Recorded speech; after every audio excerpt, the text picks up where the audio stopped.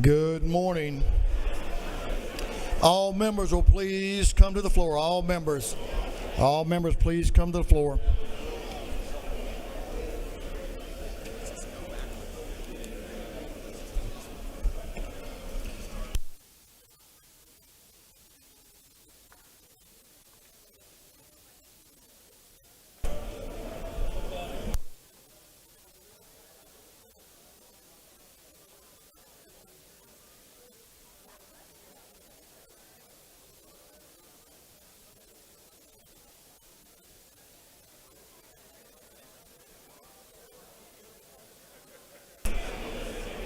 The hour of convening having arrived. All members, please come to the floor. All members come to the floor. Mr. Clerk, will you ring the bell?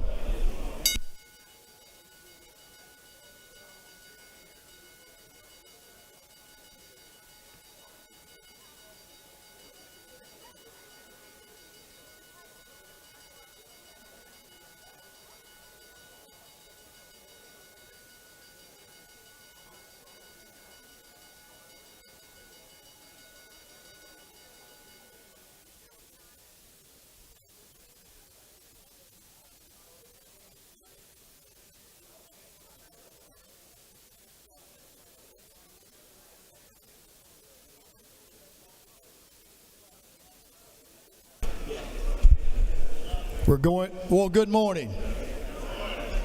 Good to see y'all all. You all of you. Hope you had a great weekend. You feeling better, Representative Williams? You're looking better. Because I've had some eye problems over the weekend, but you are looking better.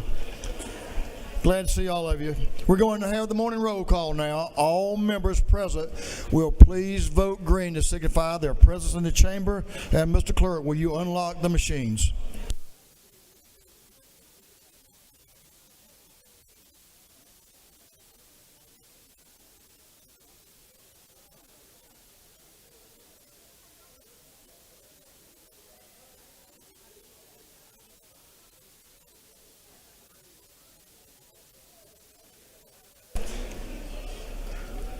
Doorkeepers, will you please close the doors and keep them closed? Doorkeepers.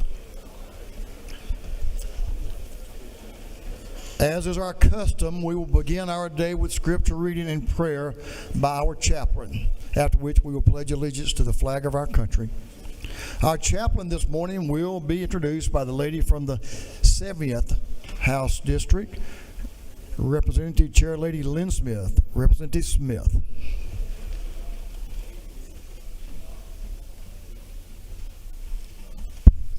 Good morning, colleagues. Thank you, Mr. Speaker and members of the House. It is my wonderful privilege today to introduce to you Reverend Chip Gordon, Master of Divinity.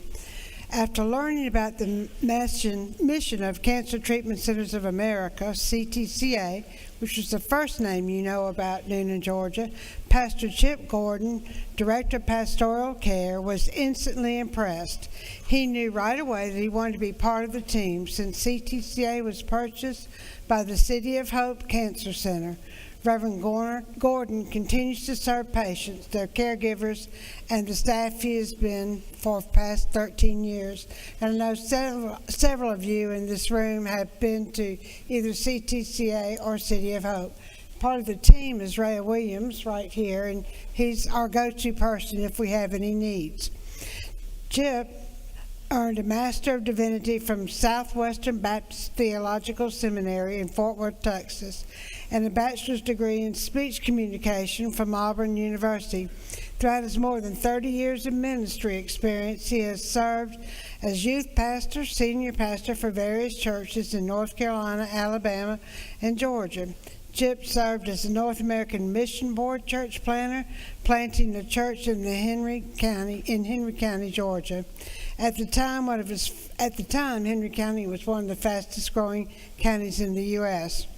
Passionate about the community, Chip has served on the board of directors at Bridging the Gap, a community outreach program providing food and other resources for the people in need. That was so important when the tornado hit our community back in 2021. He has served as an advisor to the Noonan Youth Council, past board of directors of Noonan Kiwanis Club, and the past director of the Noonan Coweta Board of Realtors. He currently serves on the board for Sacred Journey Hospice Foundation. Chip is very active in Sunrise Baptist Church, where he served as an elder. Born and raised in Noonan, Chip and his wife, Jo Ellen, attended Auburn University. She is a retired mathematics teacher at Noonan High School. Their daughter, Jo Ellen, is married to Chip, and they have 2 daughters, Katie and her husband, Hunter, Abby and her husband, Andrew, and 4 incredible grandchildren. So it's my great privilege today to introduce you to someone whose whole adult life has been about pastoral care. I call it the faith, hope, and charity. He's able to practice all 3 of those. Pastor Chip Gordon.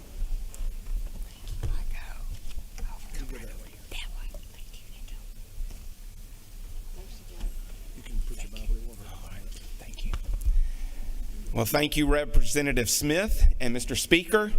What a joy to be with y'all this morning.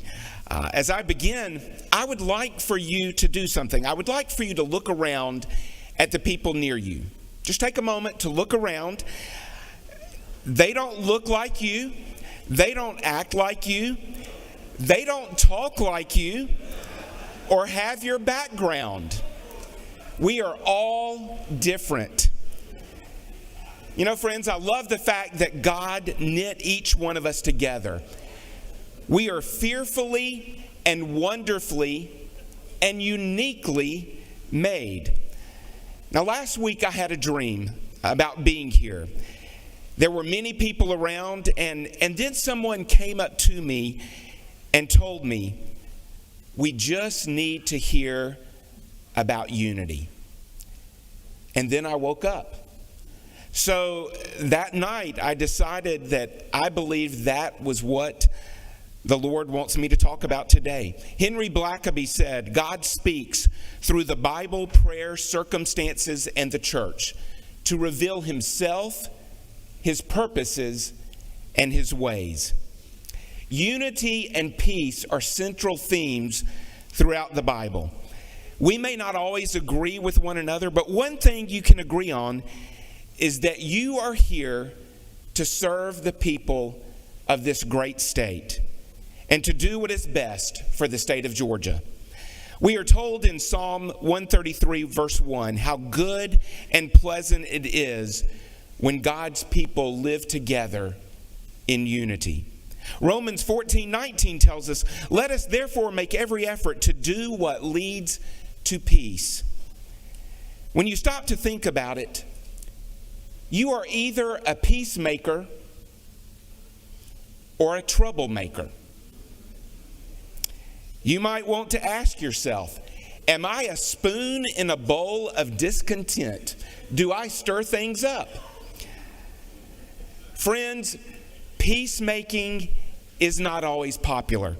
Unity is not always popular. Some people prefer to fight for what they believe in. In a battle, the hope is in winning. But someone must be the loser. Peacemaking, unity, actually produces 2 winners. Peacemaking is God's way. The Apostle Peter wasn't known as a peacemaking kind of guy. In fact, Peter, when we first meet him, was impulsive, strong-willed. I'm sure none of you can relate to that. But Peter had changed and had developed some good qualities the hard way. The Holy Spirit changed Peter. Peter was now a man that God could use. Listen to what we read in 1 Peter 3:8. Finally, all of you be like-minded, be sympathetic, love one another, be compassionate and humble. Peter lists 5 characteristics, things that we should strive for in order to maintain peace and have unity. We should be like-minded, being on the same page, having the same goals. It does please the Lord when we have unity. I think you all agree that you are here to serve the people of Georgia. But he also says we should be sympathetic, being responsive to the needs of others. Peter goes on to say, love one another. We must look at others and treat them as brothers and sisters. John 13:34 tells us, a new command I give you, love one another as I have loved you. So you must also love one another. And then Peter says, be compassionate. Everybody needs compassion. We all need compassion. At City of Hope, we show compassion with how we say what we need to say to the patient. But we also show compassion by giving the patients a hug. And if you haven't had a hug this morning, you let me know after this is over and I'll come give you a hug. And then finally, Peter says, be humble.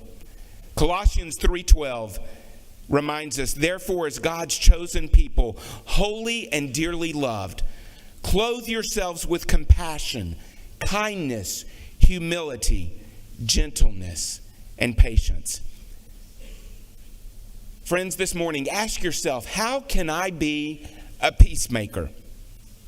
How can I help establish unity, not just as a representative, but in all areas of my life? Unity and peace do not come about by us just sitting and not putting forth effort. Too often we think of peacemaking as a passive role, simply the absence of conflict. That's not the case. You and I must work at peace. We must strive to have unity. Peter was quoting David in Psalm 34 when he wrote in 1 Peter 3:11, seek peace and pursue it. We are all different. Are you always going to get along and always agree? No. But when we seek to live out these characteristics Peter shared in 1 Peter 3:8, it will make a difference and bring about unity. Would you please join me as we stand and as I pray for you? Lord, I humbly come before you this morning and ask your guidance on this house. I pray for each lady and man present that you will guide them in all that they do. Protect them, strengthen them, encourage them as they seek to live lives of peace and unity. I pray that they will be like-minded, sympathetic, that they will love one another, that they will be compassionate and humble. Bless them today. In Jesus' name, amen. And now if you will join me in the pledge. I pledge allegiance to the flag of the United States of America and to the republic for which it stands, one nation under God, indivisible, with liberty and justice for all. Brother Chip. Hey, thank Unity. you. We need that unity. Yes. Thank you, Brother Chip. Doorkeepers, you may open the doors. Members, you may join Brother Chip in the South Ante room. And thank him for his message on unity this morning. A great message and a timely one. Thank you again, Brother Chip.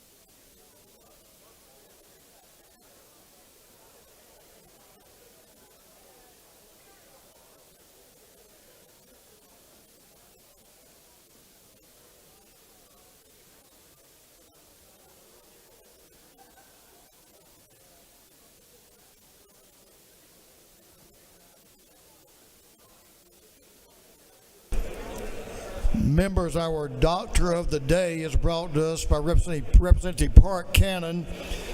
Dr. Head is down in the aid station.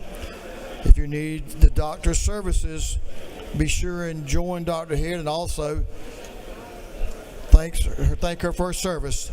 Thank you, Representative Cannon. Chair recognizes Chairman Hilton, the Chair of the Committee on Information and Audits. Chairman Hilton. Good morning, Mr. Speaker. Your Committee on Information and Audits has read the Journal the previous legislative day, and we found it to be correct. Thank you, Chairman Hilton. The Chair of the Committee on Information and Audits reports that the Journal of the previous legislative day has been read and found to be correct. Is there any objection to dispense with the reading of the Journal? Hearing none, the reading of the Journal is dispensed with. Is there any objection to confirmation of the Journal? Hearing none, the Journal is confirmed. Mr. Clerk, will you read the resolution establishing the order of business for the day? Mr. Clerk. Representative Administration of the 104th moves following be established as the order of business during the first part of the period. Unanimous consents. Introduction of bills and resolutions. First reading and reference of House bills and resolutions. Second reading of bills and resolutions. Reports of standing committees. Third reading and passage of uncontested local bills and resolutions. First reading and reference of Senate bills and resolutions. Morning orders. Is there any objection to adoption of the resolution establishing the order of business for the day? Hearing none, the resolution is adopted.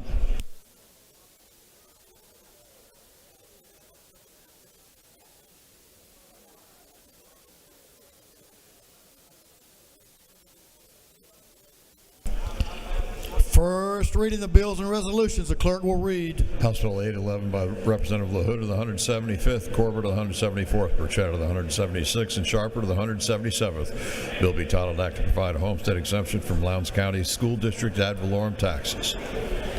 Intergovernmental coordination. House Bill 812 by Representative Chokus of the 151st, Rose of the 124th, Williams 148th, Jaspers the 11th, Crow the 118th, and others.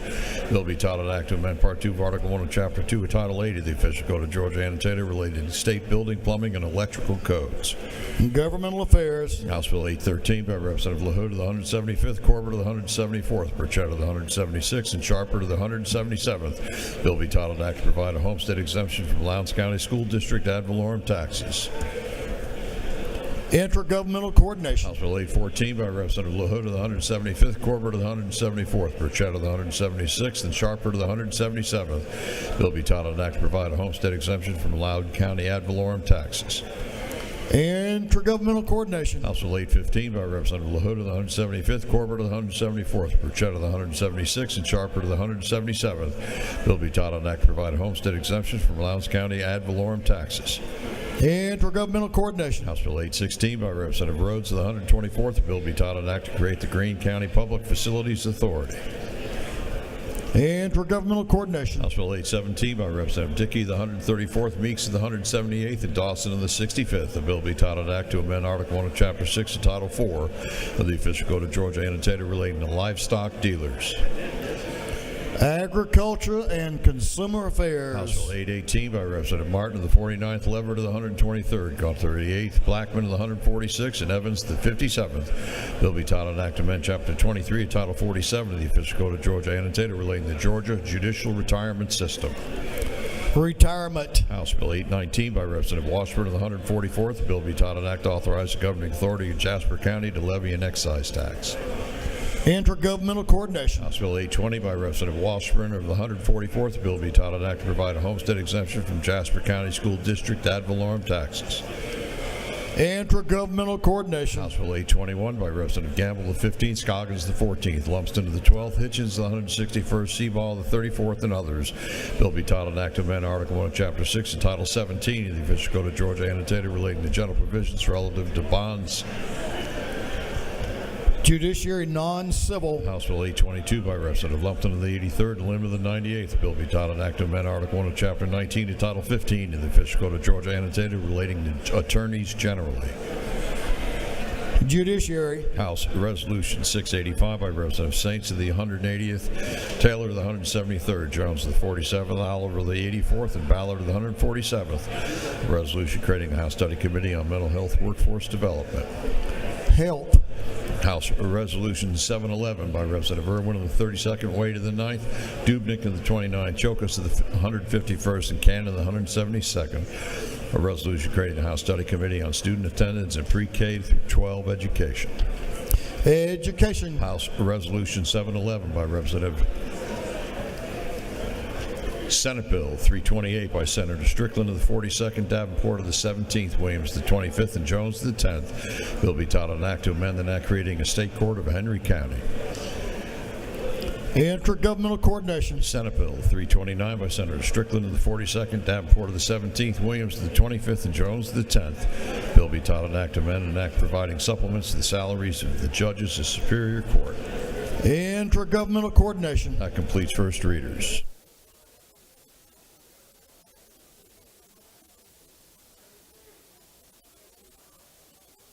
Second reading of bills and resolutions. Mr. Clerk, will you read?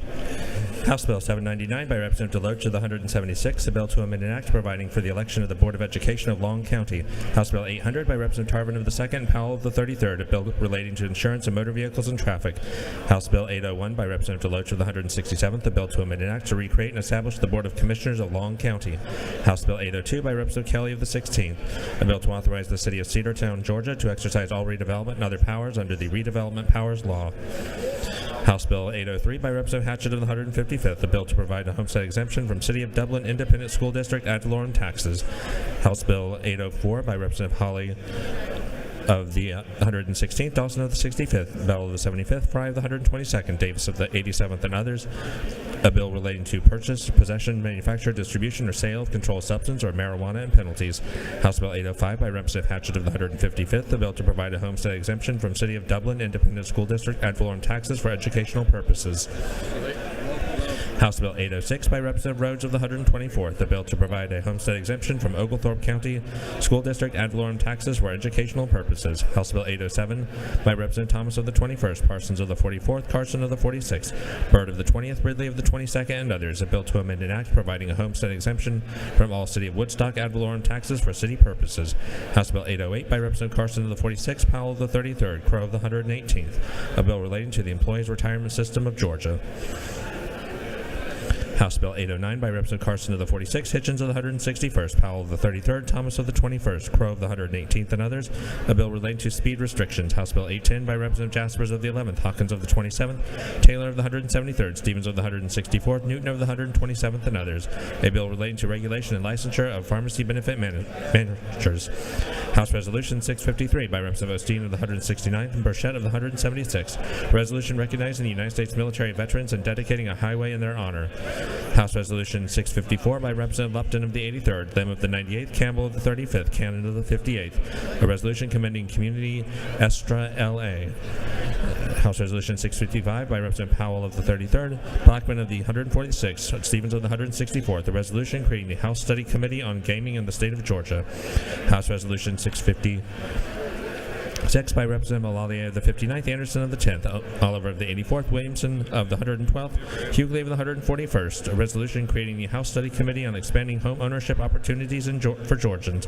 House Resolution 657 by Representative Chastain of the 7th, Burns of the 159th, Jaspers of the 11th, Cox of the 28th, Wade of the 9th, and others, a resolution recognizing Mrs. Emma Lou Stover and dedicating a bridge in her honor. House Resolution 658 by Representative Thomas of the 21st, Ridley of the 22nd, Parsons of the 44th, Scoggins of the 14th, Carson of the 46th, resolution honoring the life of Mr. David Allen Donnelly and dedicating a road in his memory. House Resolution 659 by Representative Lumsden of the 12th and Burns of the 159th, a resolution creating the House Study Committee on Insurance Market Reform. House Resolution 660 by Representative Chokas of the 151st, a resolution recognizing Mr. Lamar Hudgens and dedicating an intersection in his honor. House Resolution 661 by Representative McLean of the 109th, Buckner of the 137th, Alexander of the 66th, Taylor of the 92nd, Tran of the 80th, and others, a resolution urging the Federal Railroad Administration to deny CSX's request to become the first railroad to use Trip Optimizer's 0-to-0 feature. Senate Bill 330 by Senator Estevez of the 35th, Halpern of the 39th, McLaurin of the 14th, Campbell of the 38th, Harrell of the 40th, a bill to provide a homestead exemption from City of Atlanta's Independent School District ad valorem taxes for educational purposes. Senate Bill 331 by Senator Dixon of the 45th and Gann of the 47th, a bill to repeal an act creating and establishing a joint airport authority for the City of Winder and the County of Barrow.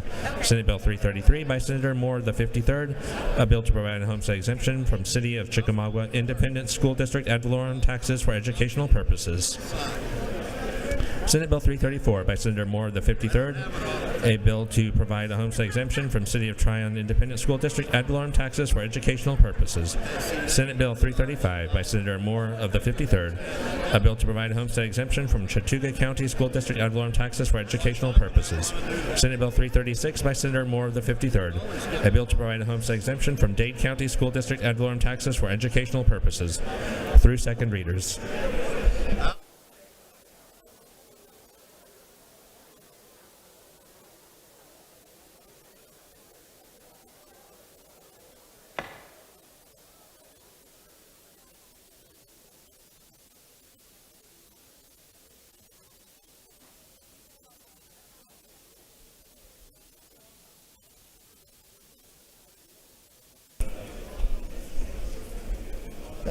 Yep. Reports of standing committees. Mr. Clerk, will you read? Representative Beth Camp of the 135th District, Chairman of the Committee on Intergovernmental Coordination Local, submitted the following report. Mr. Speaker, Committee on Intergovernmental Coordination Locals had under its consideration the following bills to the House. It's instructed me to report the same back to the House with the following recommendations. House Bill 615 do pass by substitute. House Bill 747 do pass. House Bill 755 do pass. House Bill 756 do pass. House Bill 759 do pass. House Bill 760 do pass. House Bill 762 do pass. House Bill 763 do pass. House Bill 764 do pass. House Bill 766 do pass. House Bill 758 do pass. House Bill 761 do pass. House Bill 771 do pass. House Bill 782 do pass. House Bill 783 do pass. House Bill 784 do pass. Respectfully submitted, Representative Beth Camp of the 135th District, Chairman. That completes the reading of the reports of standing committees.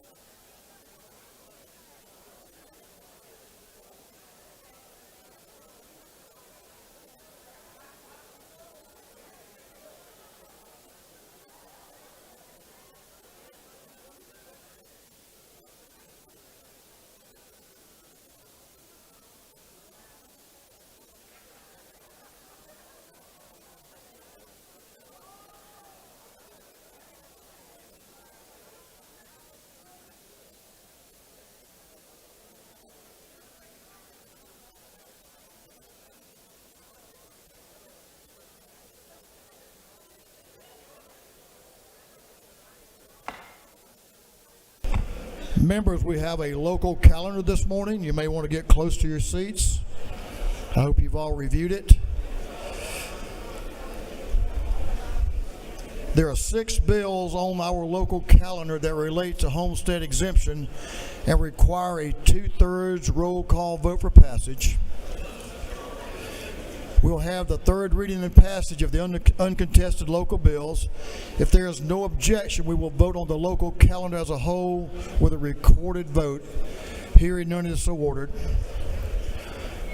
For what purpose does Chair Lady Camp rise? To make a motion, State your motion. I move to recommit House Bill 615 and House Bill 756 from the local calendar and recommit them to the Intergovernmental Coordination Committee. Mr. Clerk, will you read the captions? House Bill 615 by substitute by Representative Petrie, the 166th Chatham County. House Bill 756 by Representative Jackson, the 165th Chatham County. On the lady's motion that House Bill 615 and House Bill 756 be recommitted to the committee, Intergovernmental Affairs Committee, is there any objection? Hearing none, is so ordered.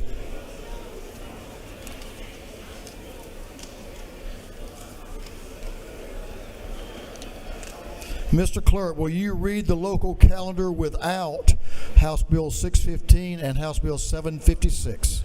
Mr. Clerk. House Bill 747 by Representative Cummings of the 9th Cobb County. House Bill 755 by Representative Ballinger of the 23rd Cherokee County. House Bill 759 by Representative Camp of the 135th Spalding County. House Bill 760 by Representative Saints of the 180th Glynn County. House Bill 762 by Representative Gilliard of the 162nd Chatham County. House Bill 763 by Representative Stevens of the 164th Richmond Hill, Bryan County. House Bill 764 by Representative Jaspers of the 11th City of Nelson. House Bill 766 by Representative Chokas of the 151st Sumter County. House Bill 758 by Representative Mathiak of the 82nd Spalding County. House Bill 761 by Representative Clark of the 108th City of Lilburn. House Bill 771 by Representative Thomas of the 21st Cherokee County. House Bill 782 by Representative Stevens of the 164th Chatham County. House Bill 783 by Representative Richardson of the 125th Columbia County. And House Bill 784 by Representative Richardson of the 125th Columbia County.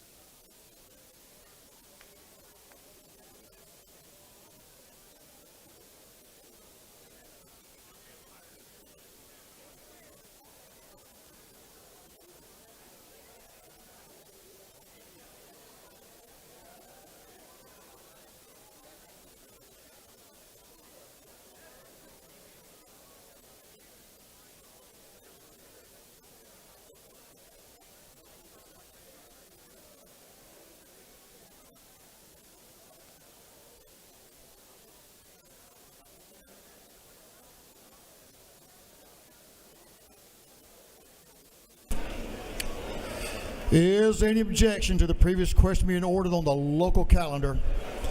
Hearing none, the previous question is ordered.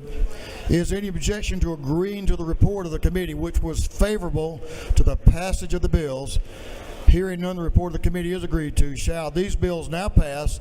All in favor of the passage of the bills on the local calendar will vote yes. All those opposed will vote no. And Mr. Clerk, will you unlock the machines?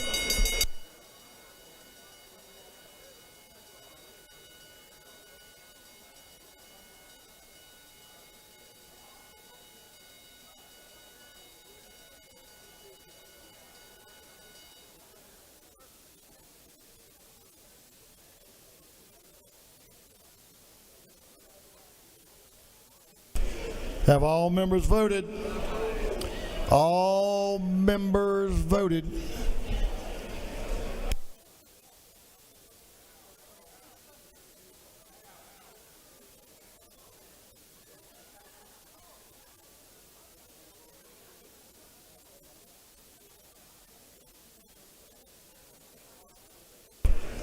If all members voted, Mr. Clerk, will you lock the machines? on the passage of the bills on the local calendar. The yeas are 170, the nays are 0. Local calendar without bills, House Bill 615 and House Bill 756. These bills have received the requisite constitutional majority and are therefore passed.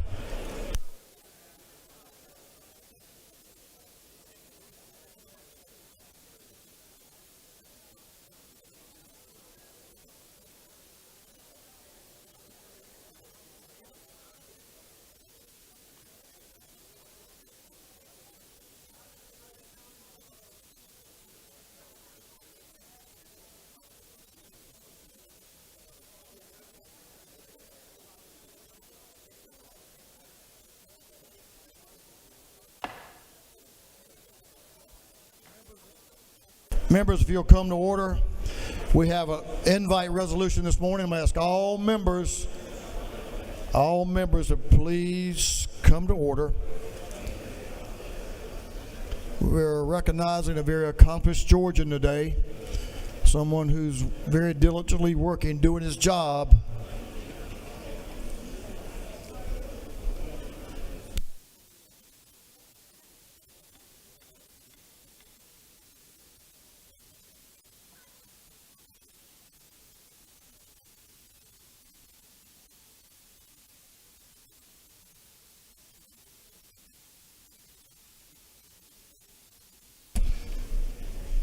Thank you, members. Please give your attention for this invite resolution. Mr. Clerk, will you read House Resolution 525. Read the caption, please. House Resolution 525 by Representative Townsend of the 179th, Deloach of the 167th, Saints of the 180th, Crow of the 118th, Hitchens of the 161st, and others. A resolution recognizing and commending Community Supervision Officer John Crew, the Department of Community Supervision's 2024 Officer of the Year.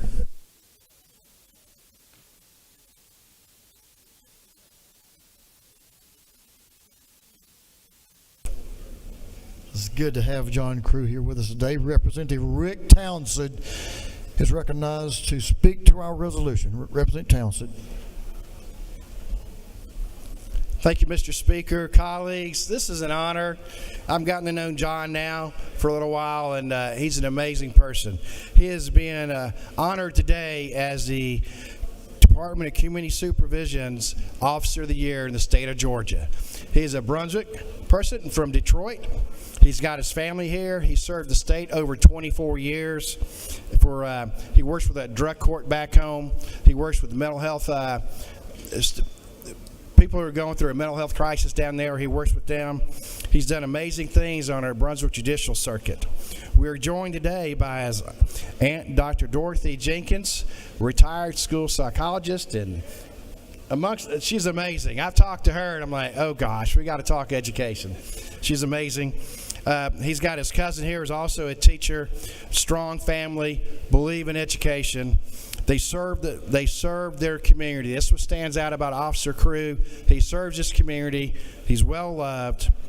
He's got friends in the gallery. If we could have our friends of Officer Crew please stand up for a second.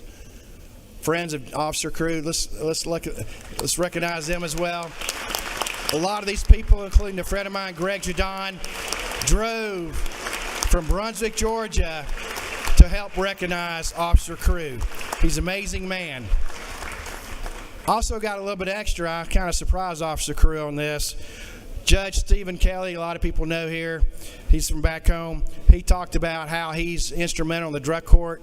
He started a chess club down there. He works with people after hours. He's not your 8 to 5 guy. He answers the phone after 5 o'clock on the first ring. He's amazing. He's a great community partner. John, I'm honored to introduce you, and thank you. Congratulations on being the 2024 Officer of the Year.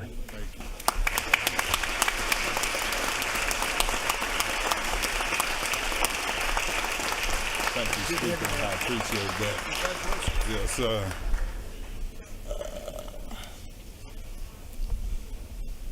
is it morning still?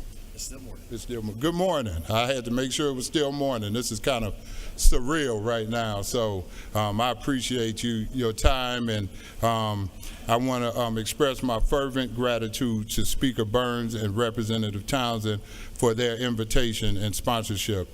It is truly an honor to stand here on the House floor today, surrounded by my family and Commissioner Nail, who their presence adds significance to this moment. I also want to thank my friends and colleagues in the gallery up there front row. They just stood up for being here to celebrate this momentous occasion. Your support means everything to me, and I am grateful to share this experience. I also would like to thank Philip Henson for his logistic prowess in coordinating this event. Thank you.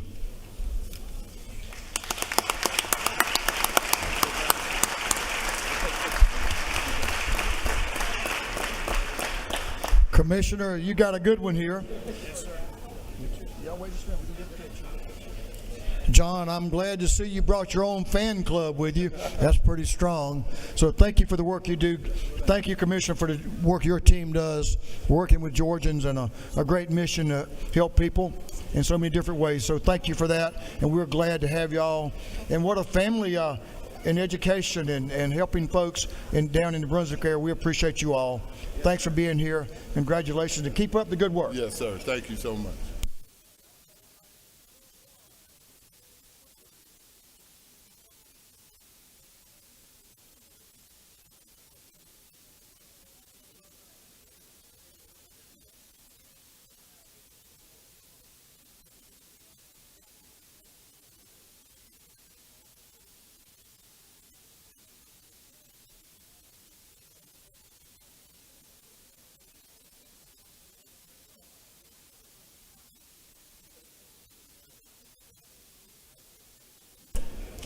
Members John and his team, his family, and Commissioner Nail will be out in that South Ante room. If you'd like to join them for a photo and express your gratitude to him for a job well done, what a nice honor.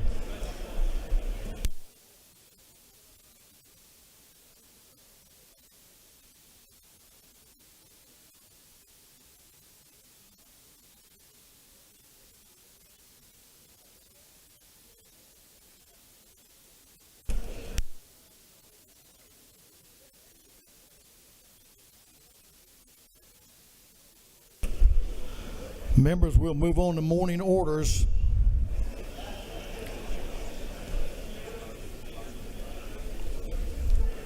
Members, you'll have a maximum of 2 minutes this morning for your morning order. 2 minutes, if you will. Representative Gamble, you have a special guest as well.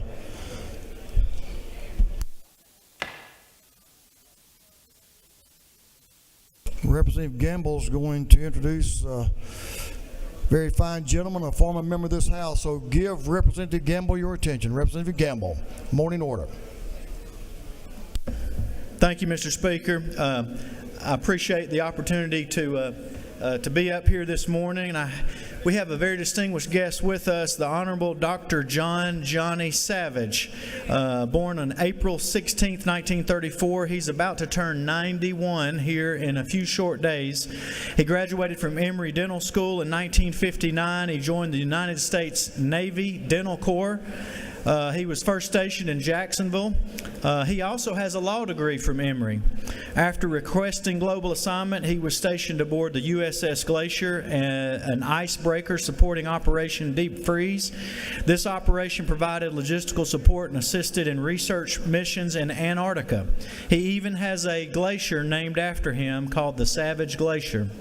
Dr. Savage moved to Ebro, Florida in the 1980s after a successful career in Georgia politics and dentistry, and he continued to practice dentistry until he was 89 years old, and he just retired in 2022. I think that's pretty impressive.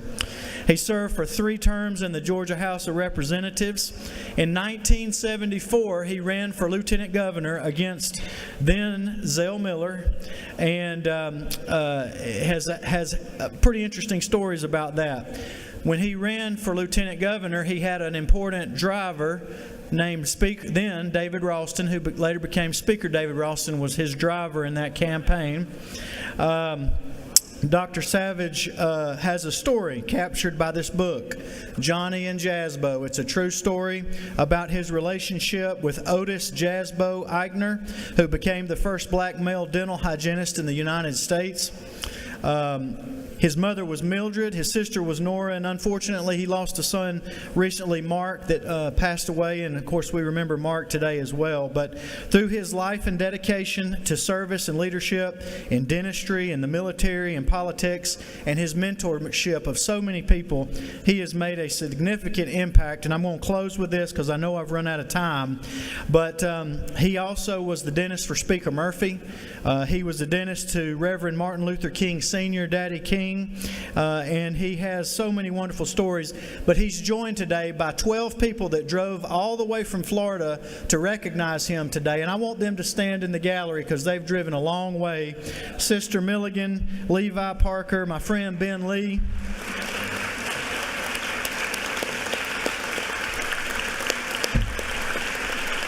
Thank y'all for coming today. But the main event is Johnny Savage. We're honored he's with us today. He'll be in the anteroom if you want to come meet him. But thank you, Mr. Speaker, for letting me recognize him. Dr. Savage, I got to talk to you. What a distinguished career of serving your fellow man. Thank you for being here with us, and thank you for your work over the years. Members, you may join Dr. Savage. Let's give him another hand. A former member of this house.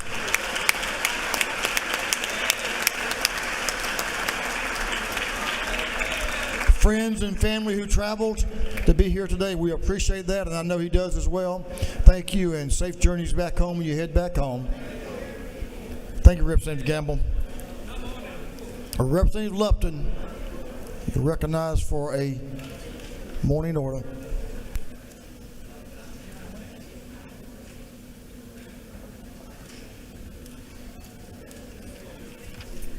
Thank you, Mr. Speaker. I'm here to welcome a wonderful community group to the People's House today. I would like to welcome Community Estrella and their volunteers here. We welcome them for their work advocating for equal access to employment and health care for Indigenous, Black, and Brown people. They were founded in 1982 here in Atlanta. They provide educational and wellness programs for those that need it, as well as coordinating emergency housing and legal assistance for Indigenous and Black and Brown folk. We thank you. We welcome you to the People's House today. Thank you for coming.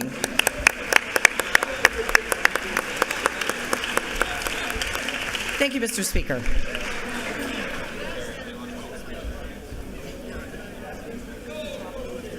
Chairman Bonner, recognized for a special morning order. We have a lot of special folks with us today in the Capitol, so give the gentleman, the chair lady, your attention, please. Yeah. Good morning. Thank you, Mr. Speaker. Today is Civil Air Patrol Day here at the Capitol. We are honored to be joined by members of the Georgia Wing of the Civil Air Patrol. The Civil Air Patrol was created in 1941 and is the civilian auxiliary of the United States Air Force. In 2024 alone, the Georgia Wing performed over 2,300 total flight hours. They provided invaluable services throughout our disasters, including Hurricane Helene. Today, the Georgia Wing has over 100 cadets up here in the Capitol, and those that are in the gallery, if you would please stand to be recognized.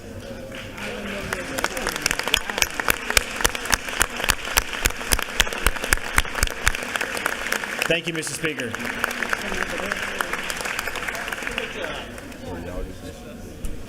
Thanks to the Civil Air Patrol, you're here from all over the state.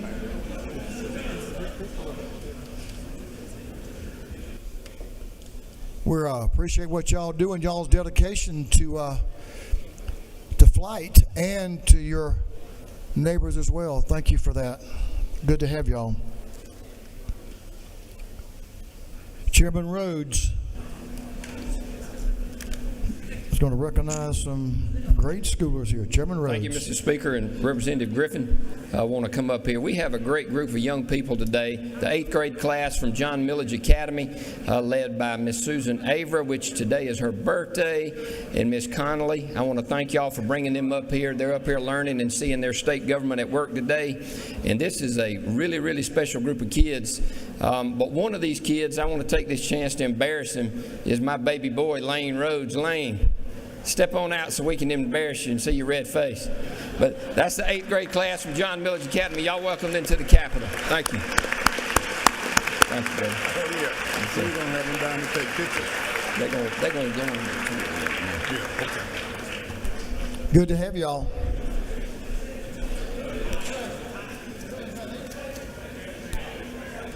High school next year. Good luck with that.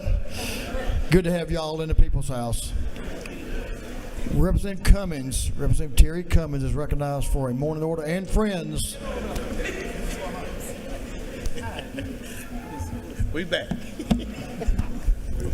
I ain't fooling with y'all. Good morning. Today we recognize the National Coalition of 100 Black Women, which I am a proud member. And we also recognize the 100 Black Men, which I am a member of, as are these other members of the House of Representatives. The national president is Mr. Milton Jones. National president of the coalition is Virginia Harris. Today we recognize both organizations and the work that they do in the community, educating, mentoring, and providing equity to African Americans. We're the men. Oh, okay, please stand.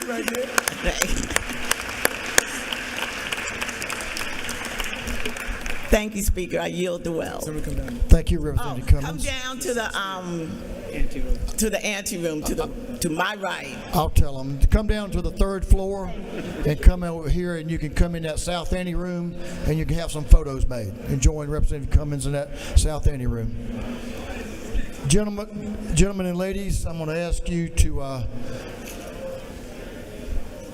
give Representative Parrish your attention, and also I'm going to ask you to stand as she recognizes some folks in our gallery who have lost a loved one. Members will please stand. Thank you, Mr. Speaker. This morning, colleagues, I rise to honor little baby Caspin Tidwell Krantz. He was born in December, and his parents are here with us today. To our right, here standing right to your far right. And I just wanted to acknowledge his precious life. They loved their baby and they took very good care of him, but lost him suddenly during the Christmas season. And it just was such a heartfelt moment for our community and for my neighborhood. And I told them that we would definitely make sure that we remember him and that the state honors his life and you all for the care that you gave him while he was with us. Thank you so much. Thank you, Mr. Speaker. Thank you, Representative. Thank you, members. Our condolences go out to the family. What a beautiful child. Beautiful child. Representative Park Cannon. Representative Park Cannon is recognized for a morning order. Give the lady your attention. And friends. Thank you, Mr. Speaker. Today we're here to honor an outstanding couple. They are fiancés. That is Demetrius Williams and Miss Dondria Nicole. Demetrius has helped a number of brands gain their identities. He's worked with a wide range of clients to build meaningful relationships and cares deeply for underserved communities. Miss Nicole is a multi-talented singer, songwriter, and actress who gained widespread recognition for her powerful voice and musical contributions. She's an advocate for mental health awareness, and she continues to do programs that uplift young women. I'm standing here with their representative and wanted to just honor you here in the Capitol today and provide you with a resolution and our heartwarming thoughts of success for your upcoming marriage. Congratulations, and thank you, Mr. Speaker. Thank you. Congratulations, lucky man, I can tell already.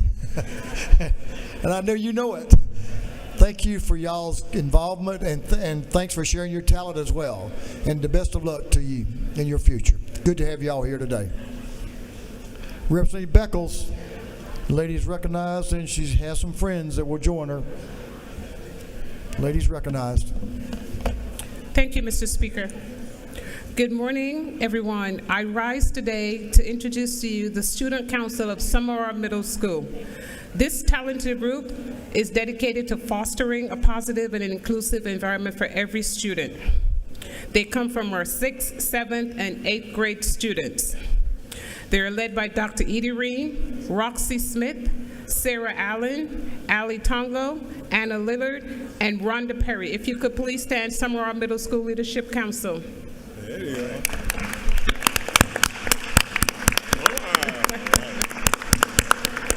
Thank you, Mr. Speaker. I yield the well.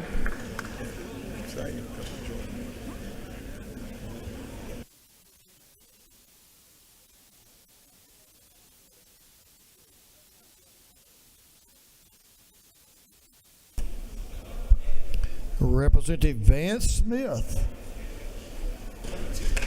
is recognized for a morning order. Representative Smith. And it's good to have Michelle Smith with us today, too. Representative Smith. Thank you, Mr. Speaker.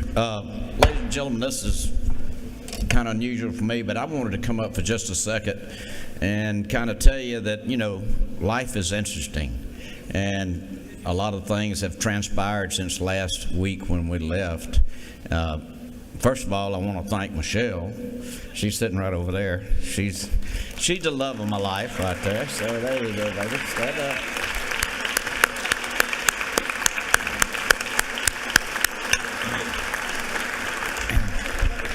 Y'all know I married way over my head. I want to thank my children and my grandsons, our grandsons, 8. But I want to thank you. This is a family in here. And you won't believe the calls and the texts I've had. Wow. It's amazing. And I can't tell you how much I appreciate it.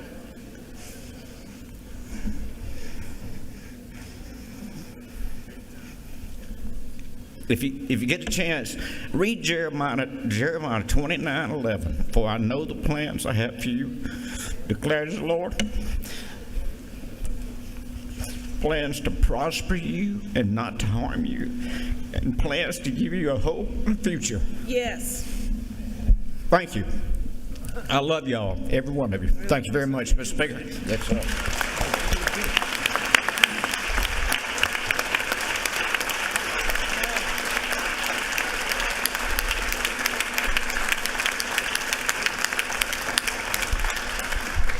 Vance Smith, we love you too, as a man and as a representative. So thank you for what you stand for.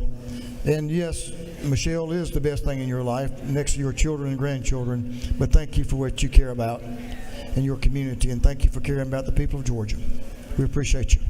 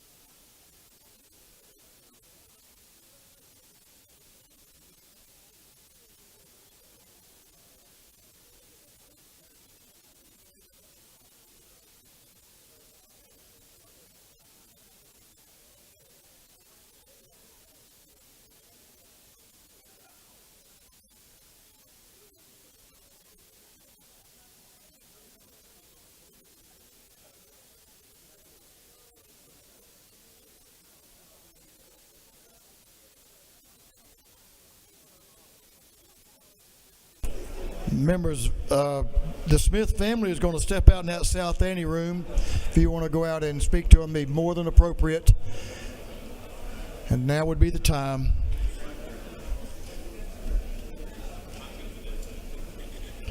Representative LaHood and the Lowndes delegation. I want to see who all's in that Lowndes County delegation. Let's see.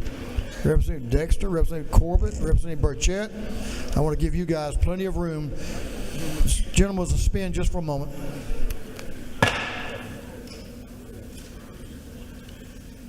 Gentleman's recognized. Mr. Speaker, thank you, and members, thank you for this moment. My colleagues from Lowndes County and I would like to recognize an outstanding individual from our district, and it's Mr. Franklin Bailey. If Mr. Bailey, if you'll stand up in the gallery, and we want to recognize Franklin for his outstanding achievements in leadership to the Home Builders Association of South Georgia for over 3 decades, but also he's currently serving as the president of the Georgia Home Builders Association. And he is just an excellent leader in our community and around this state, a great example. Probably his best and highest achievement ever is his marriage to his wife Sabrina and his 2 outstanding sons who were friends of all of ours, Dr. Jared Bailey and Dr. Travis Bailey, 2 physicians back home. We just thank you for what you do for us. We thank you for what you represent in our community, and we're just honored to recognize you today. So thank you.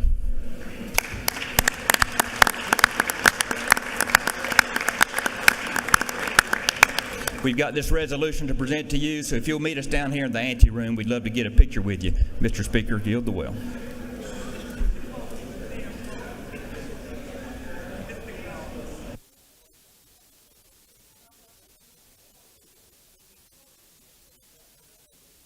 Chairlady Camp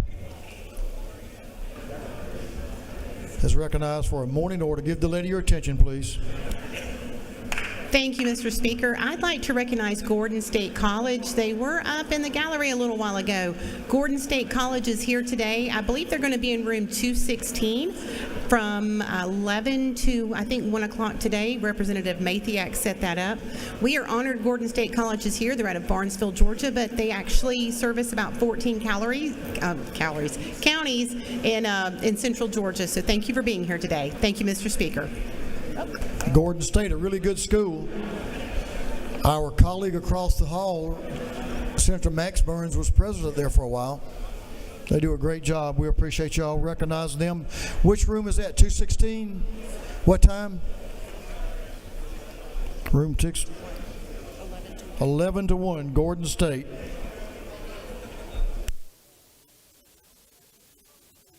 That completes our morning orders. We'll move on to our rules calendar. Mr. Clerk, will you read the caption to Senate Bill 193? Senate Bill 193 by Senator Brass of the 6th and others to be entitled an act to amend Chapter 4, Title 20 of the Official Code of Georgia Annotated relating to vocational, technical, and adult education, so as to authorize the State Board of the Technical College System of Georgia to establish the Adult Workforce High School Diploma Program. This bill having referred to the Committee on Higher Education, that committee recommends that this bill do pass by committee substitute.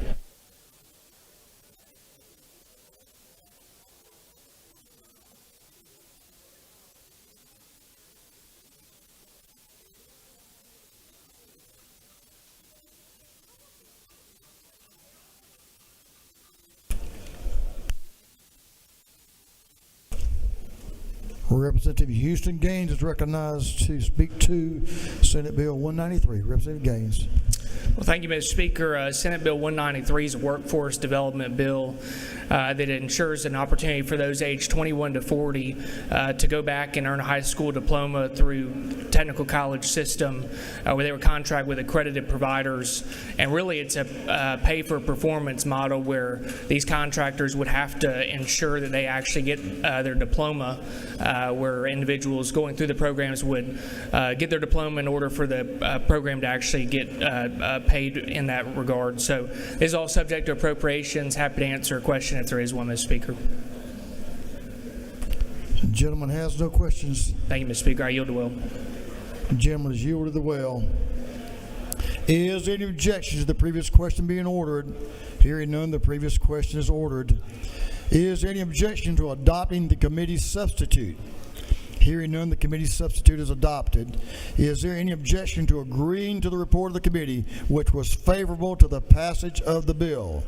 Hearing none, the report of the committee is agreed to. Shall this bill now pass? All in favor of the passage of the bill will vote yes. All those opposed will vote no. And Mr. Clerk, will you unlock the machine?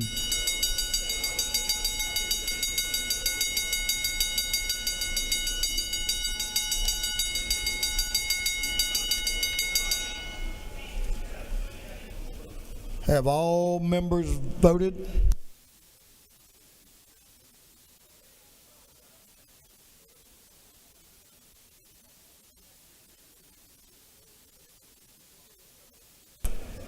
Have all members voted?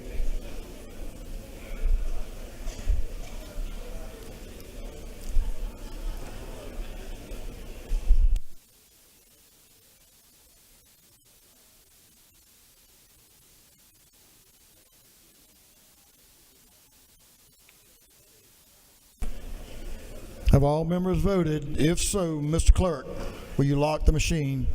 On the passage of Senate Bill 193, the yeas are 159, the nays are 2. This bill, having received the requisite constitutional majority, is therefore passed. Mr. Clerk, will you read the caption to Senate Bill 149? Senate Bill 149 by Senator Hickman of the 4th and others to be entitled an act to amend Code Section 23-411 of the Official Code of Georgia Annotated relating to definitions regarding tuition equalization grants at private colleges and universities. This bill having referred to the Committee on Higher Education, that committee recommends that this bill do pass. Deja vu. See if you get it right this time. Chairman Gaines is recognized to present Senate Bill 149. Representative Houston Gaines. Thank you, Mr. Speaker. This is another workforce development higher education bill that deals with our tuition equalization grant program that encourages, as you all know, Georgia residents to attend eligible private colleges by aiding towards education costs. Currently, that's $550 per semester or $367 per quarter. There's currently 32 private colleges that qualify for the TEG program. This bill ensures those rigorous requirements stay. It allows for newly qualified four-year college institution students to participate in the TEG program. They must remain accredited by SACS Level 6, which is the highest level and rigor of accreditation. And Mr. Speaker, I'm happy to answer a question if there is one. The gentleman has no questions. Thank you. I yield the will. The gentleman has yielded the will. Is there any objection to the previous question being ordered? Hearing none, the previous question is ordered. Is there any objection to agreeing to the report of the committee, which was favorable to the passage of the bill? Hearing none, the report of the committee is agreed to. Shall this bill now pass? All in favor of the passage of the bill will vote yes. Those opposed will vote no. Mr. Clerk, will you unlock the machine?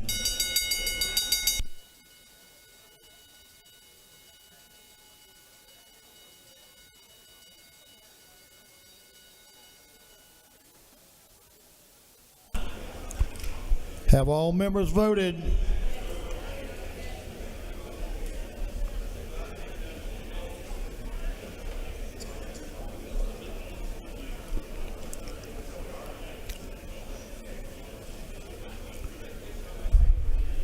Have all members voted? If so, Mr. Clerk, will you lock the machine? On the passage of Senate Bill 149, the yeas are 162, the nays are 2. This bill, having received the requisite constitutional majority, is therefore passed.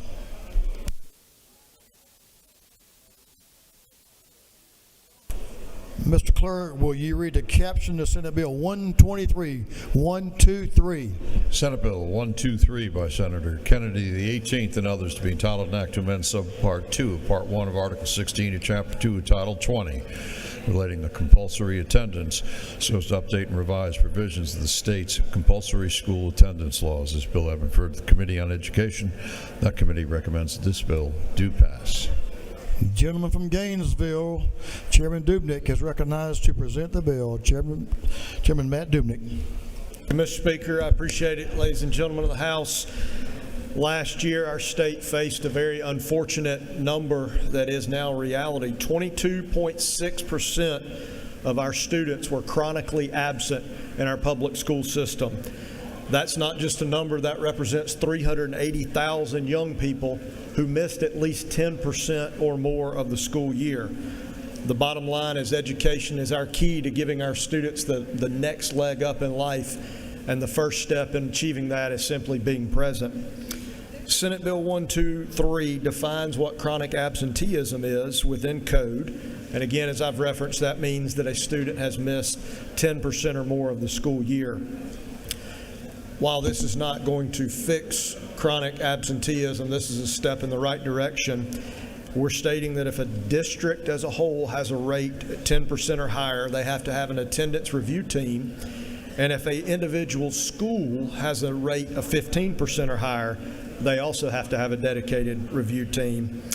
Mr. Speaker, that is the bill. This is a bill that passed out of the Education Committee unanimously and on the floor of the Senate unanimously. And I ask for this body's favorable consideration. I'm happy to answer any questions. Gentleman yield for a question. Yes, sir. Representative McQueen, to your left, is recognized for a question. Thank you, Mr. Speaker. Does the gentleman yield? Yes, ma'am.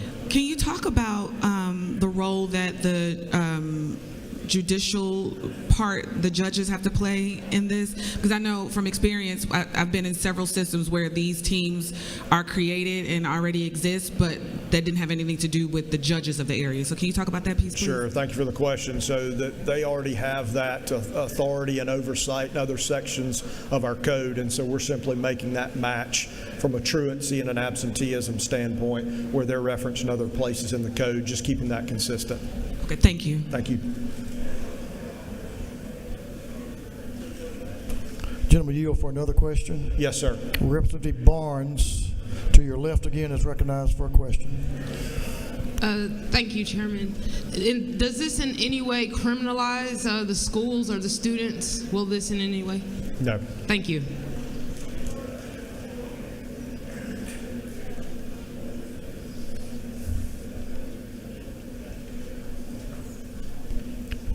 Gentleman yield for one more. One more, Mr. Speaker. Representative Irwin, Chairman Irwin, to your right.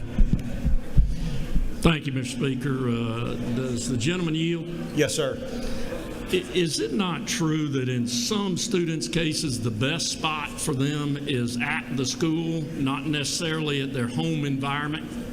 Mr. Chairman, I couldn't agree with that statement anymore. We've seen so much over the last 5 years of how much our students need to be in school, want to be in school, and find better outcomes when they are there in school. Follow up? Please. Didn't we learn from COVID that the best teaching is in-person teaching when the students are there with the teacher? That's absolutely correct, Mr. Chairman. Mr. Speaker, thank you for your attention and the questions this morning. And again, I ask for your favorable consideration of Senate Bill 123. The gentleman has yielded the well. Is there any objection to the previous question being ordered? Hearing none, the previous question is ordered. Is there any objection to agreeing to the report of the committee, which was favorable to the passage of the bill? Hearing none, the report of the committee is agreed to. Shall this bill now pass? All in favor of passage of the bill will vote yes. All those opposed will vote no. And Mr. Clerk, will you unlock the machine?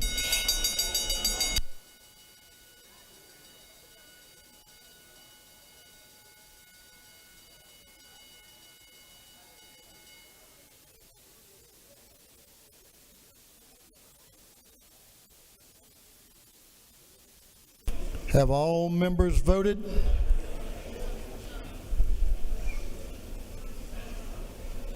All members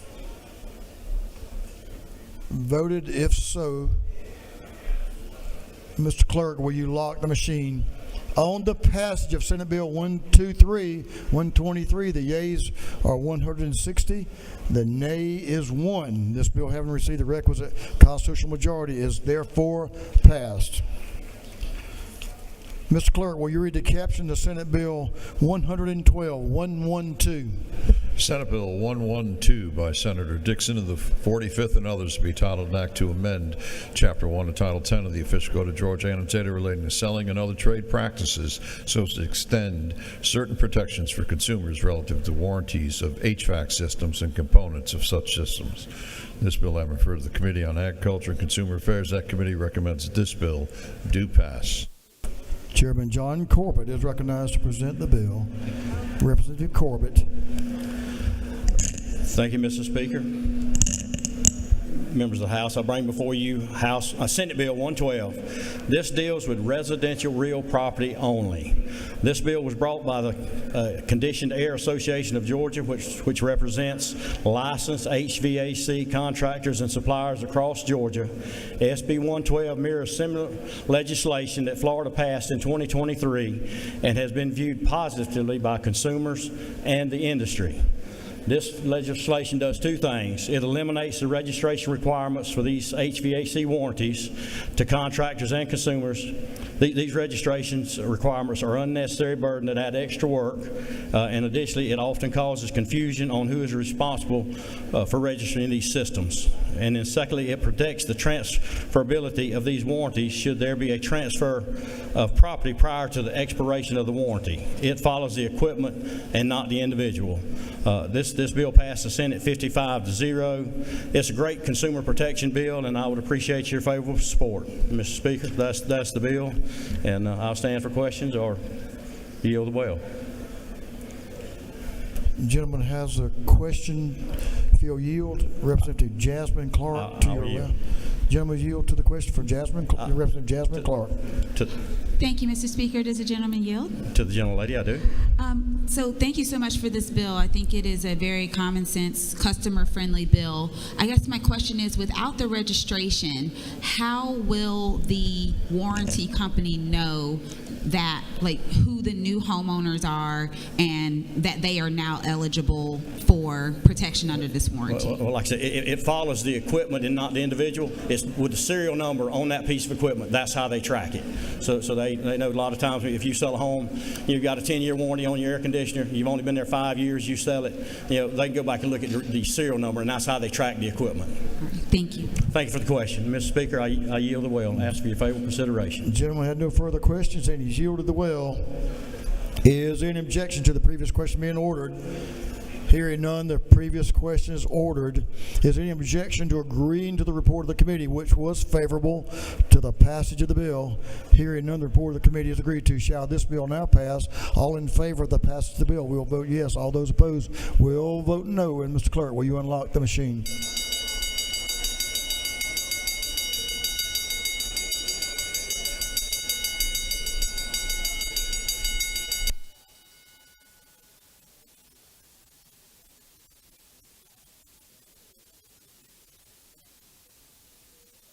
Have all members voted?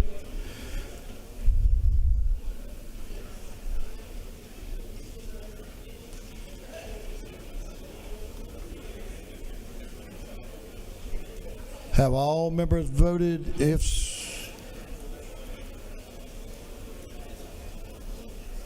so, the clerk will. Got one more voting.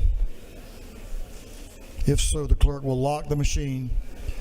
On the passage of Senate Bill 112, the yeas are 166, the nay is 1. This bill having received the requisite constitutional majority is therefore passed. Mr. Clerk, will you read the caption to House Resolution 273, House Resolution 273?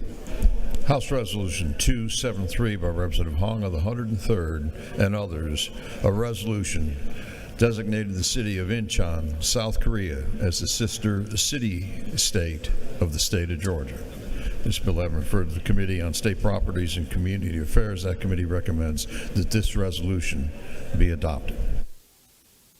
Representative Sue Hong is recognized to present the bill. Representative Hong. Thank you, Mr. Speaker. Lady will suspend just for a moment.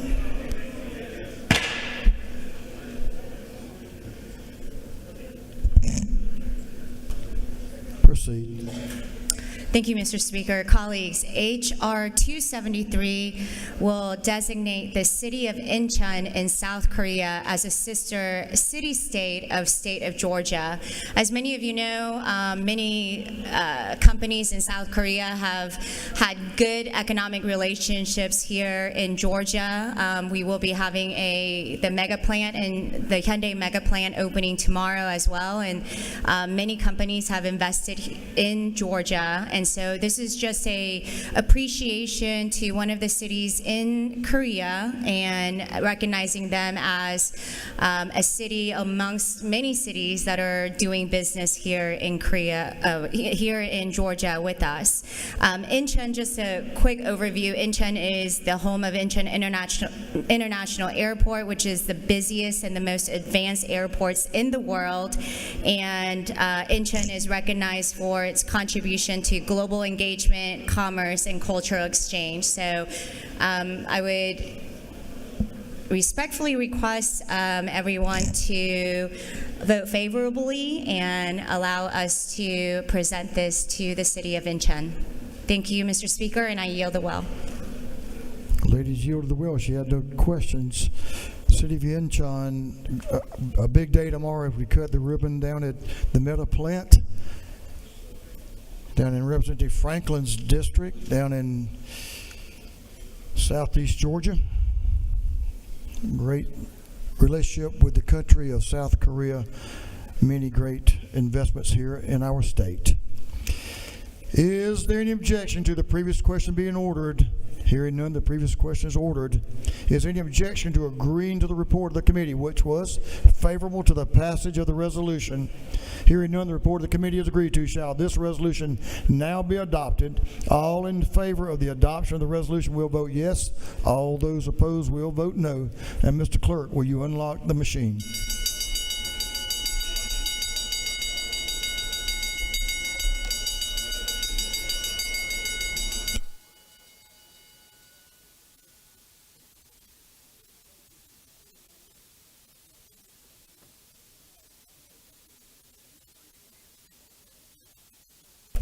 Have all members voted? All members voted? If so, Mr. Clerk, will you lock the machine? On the adoption of House Resolution 273, the yeas are 165, the nays are 0. The resolution having received the requisite constitutional majority is therefore adopted. Congratulations. Members, I'm going to add a little spice to the punch, and we're going to take up and agree. Take up on an agree today to a Senate substitute to House Bill 161. Mr. Clerk, you ready?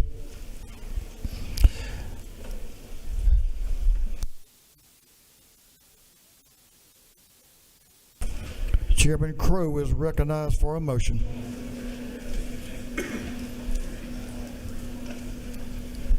Thank you, Mr. Speaker. I move that we agree to the Senate substitute to House Bill 161. Mr. Clerk, will you read the caption? House Bill 161 to be entitled an act to amend Article 1 of Chapter 3, Title 35 of the Official Code of Georgia annotated relating to general provisions relative to the Georgia Bureau of Investigation and to provide for authority to issue subpoenas of electronic communications records for purposes of investigation. Chairman Crowe is recognized to explain the Senate substitute. Thank you, Mr. Speaker. Colleagues, this is House Bill 161 we had back earlier in this body. This would simply give the GBI the ability to get administrative subpoenas for a few other crimes that they currently don't have that ability for. It includes swatting and domestic terrorism. The only change is going to be in line 125, that portion where the crime of domestic terrorism is laid out. This was actually a change I made at the suggestion of the Prosecuting Attorneys Council, a way to clean up some language, and so that's something that I agreed with the Prosecuting Attorneys Council on to make this change in the Senate, so it would work better for prosecution for them, and that's the only change. and I would ask for your favorable consideration on the motion. The gentleman has no questions. Is yielded the will. On the gentleman's motion that the House agree to the Senate substitute to House Bill 161, all those in favor will vote yes. All those opposed will vote no. And Mr. Clerk, will you unlock the machines?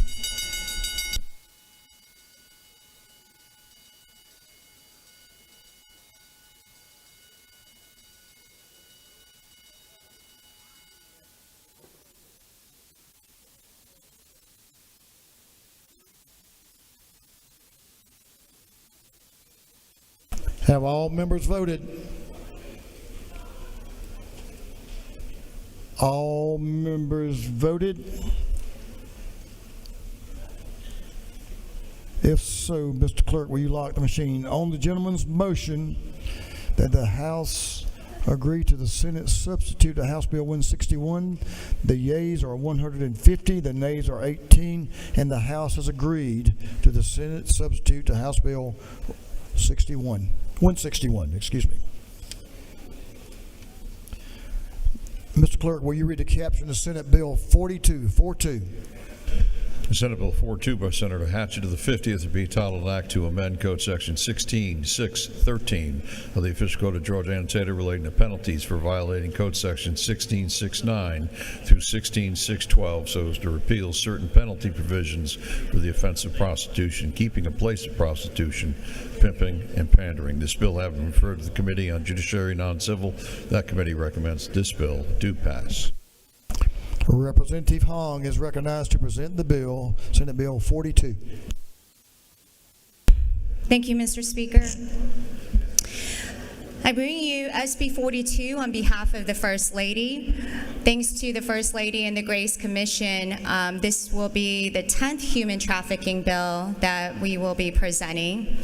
There is a legal concept called rule of lenity, which essentially says that if you have two statutes that are similar, the judge must sentence based on the more lenient statute. At least two courts in Georgia have indicated that the Georgia human trafficking statute for minors that we passed last year is similar to the pimping and pandering a minor statute, which carries a lesser sentence. So this bill will fix that in order to make sure that we have the more serious and more of a punishment for those that are sex trafficking and human trafficking our minors. That is the bill. I ask for your favorable consideration, and I yield the well.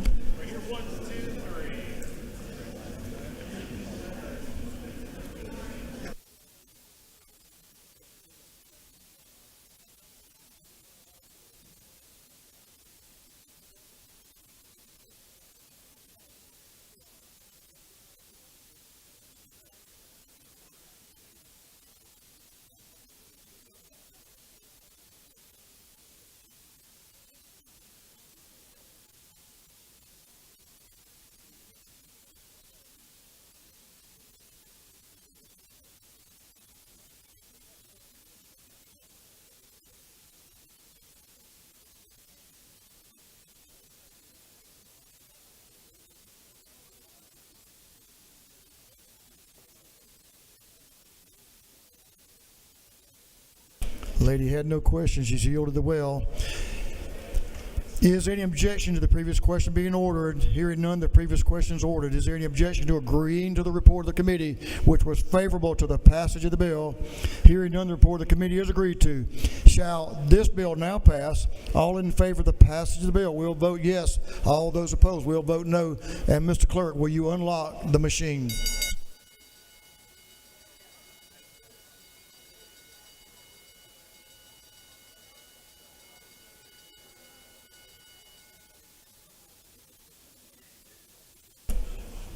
Have all members voted?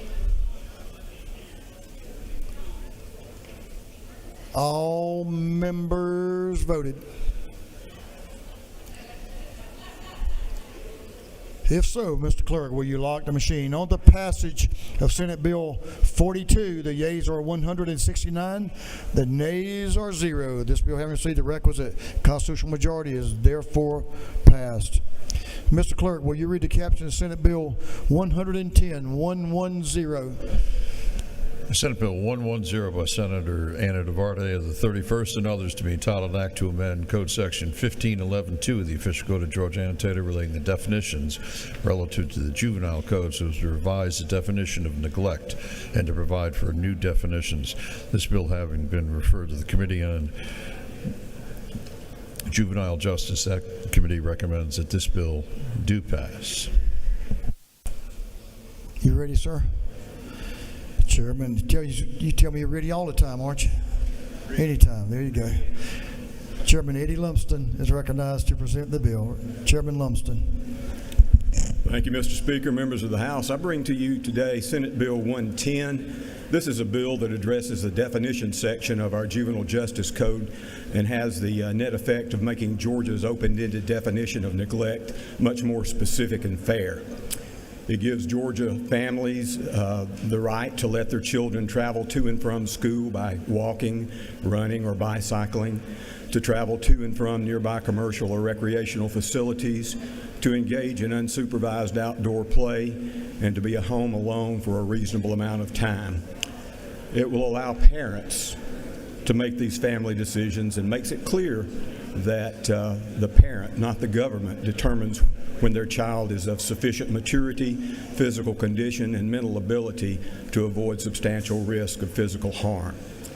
It clarifies that neglect is the denial of necessary care to a child which creates an environment that is obviously injurious to his or her welfare. This tightened definition of neglect matches the public's understanding that the state should not intervene in family life unless the parent's actions or omissions cause a serious risk of harm to the child that is obvious to a reasonable person. Current law allows authorities to label a parent neglectful based on an officer's own moral judgment and does not require any evidence that the parent is endangering the child's health or safety. This legislation establishes basic rights for Georgia kids and families by declaring that the ordinary activities of childhood are not neglect or child endangerment, that parents can make reasonable decisions about when their children are ready to be unsupervised, that neglect means putting a child in serious and obvious danger, and that the police cannot charge parents with a crime simply for taking their eyes off their children. It gives parenting decisions back to Georgia parents and childhood back to Georgia children. Mr. Speaker, that's the bill. I would appreciate your favorable consideration. The gentleman has a question or two. Yes. If you'll yield. Representative Park Cannon to your left is recognized for a question. Thank you, Mr. Speaker. Do you yield? I yield. Thank you. Want to thank you for your advocacy for children. This particularly impacts transgender children, and as you said, establishes basic rights for Georgia's kids. I'm concerned about Section 2 as it relates to HIV.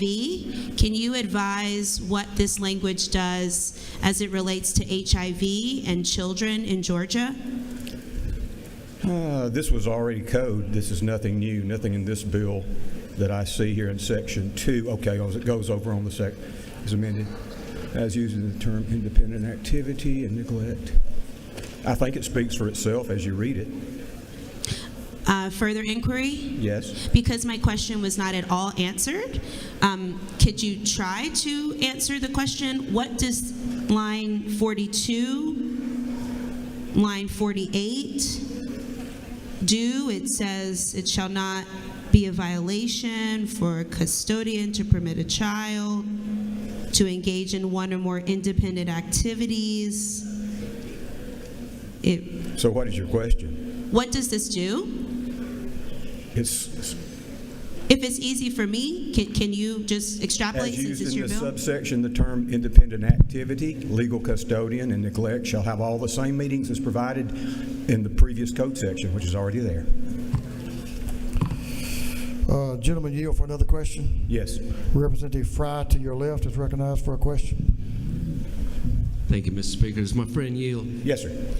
Now, you know, we came from a time when there was an actual TV commercial and something played on the radio that said it's 10 o'clock at night. Do you know where your children are? Yes, sir, I do. And how over time that the definition of reasonable can change. And I don't really see where in this bill that it prevents a police officer from charging you with neglect from what they perceive to be a reasonable issue. And so,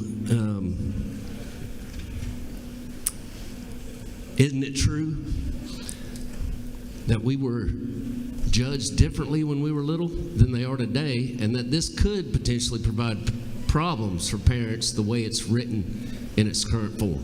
I think the way it's written in its current forms, it provides some protections for parents. It makes it clear that it's the parent that gets to determine whether the child has sufficient maturity to engage in these specific activities. Would the gentleman further yield? Yes. Can you point out in the line where it shows that the parents have the right to make that decision in this piece of legislation, please? I might have missed it.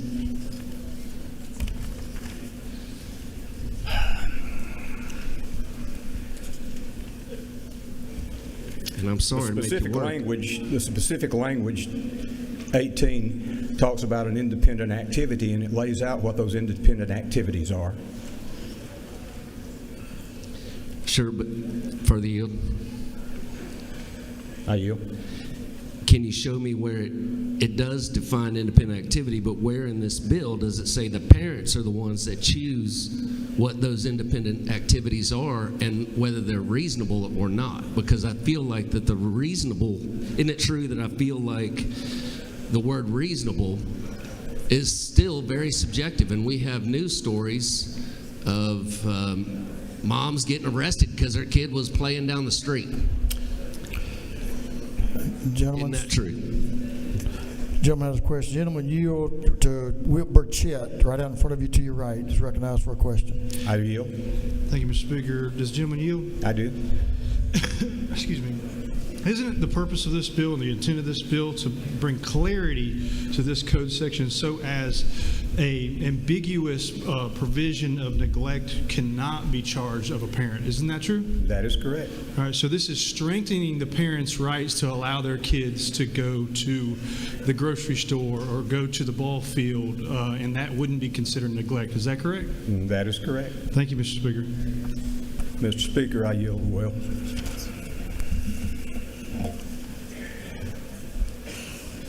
You had a lot of other questions, but you gentleman has yielded the well.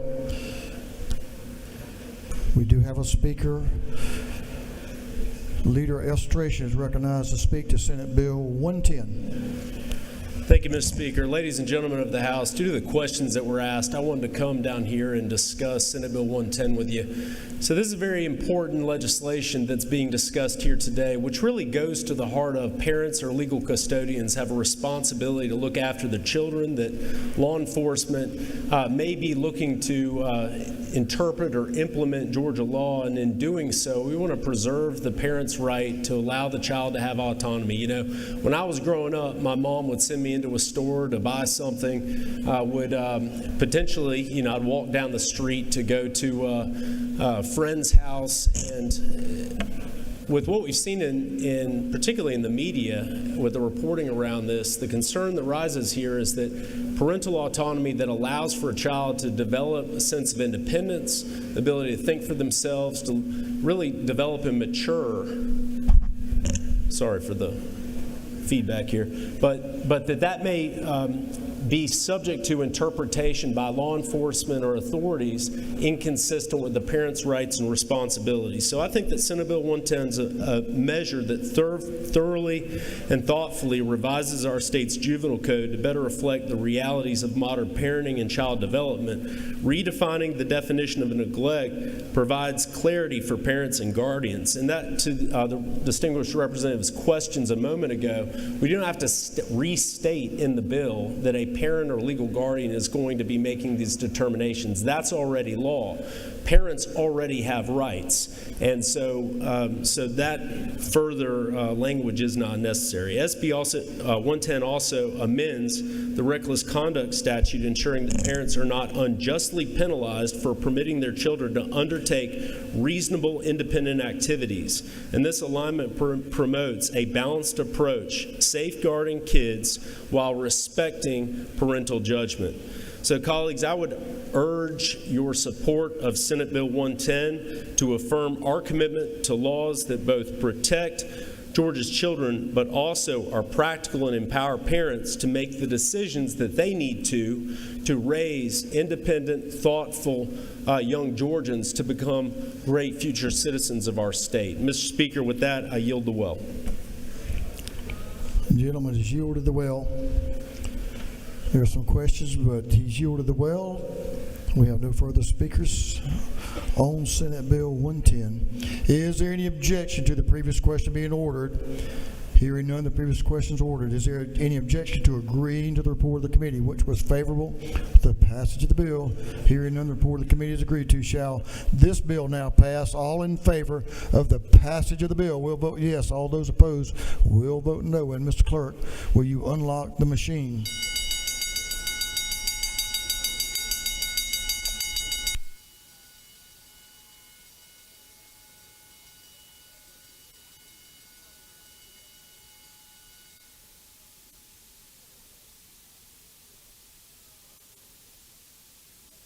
Have all members voted? For what purpose is Representative Oliver Rice? Parliamentary inquiry, Mr. Speaker. State your inquiry.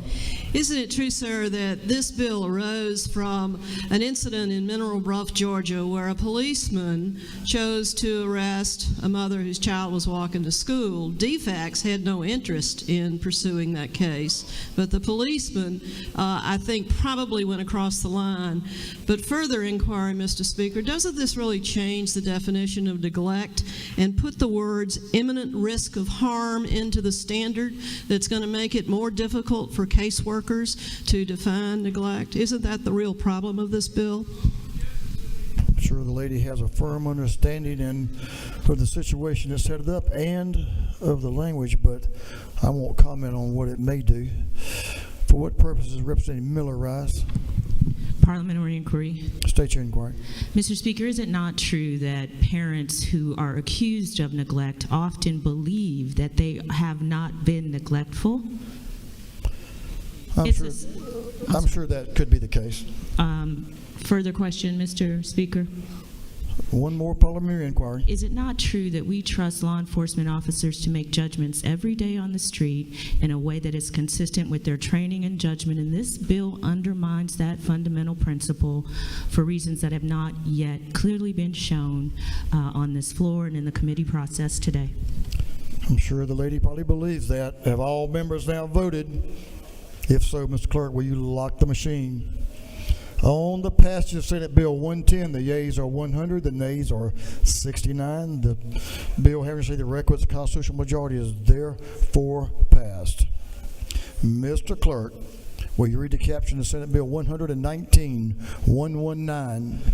Senate Bill 119 by Senator Goodman, the 8th, and others, to be entitled an act to amend Subpart 1 of Part 4 of Article 2, Chapter 2 of Title 8 of the Official Code of Georgia, annotated, relating to general provisions for manufactured or mobile homes, so as to provide for limited exceptions to circumstances under which a manufactured home shall become real property. This bill having referred to the Committee on Banks and Banking, that committee recommends that this bill do pass. Representative Leverett recognized to present Senate Bill 119. Chairman Leverett. Thank you, Mr. Speaker. Ladies and gentlemen of the House, Senate Bill 119 is identical to House Bill 377, which I sponsored and which passed this House on February 28 of this year by a vote of 166 to 0.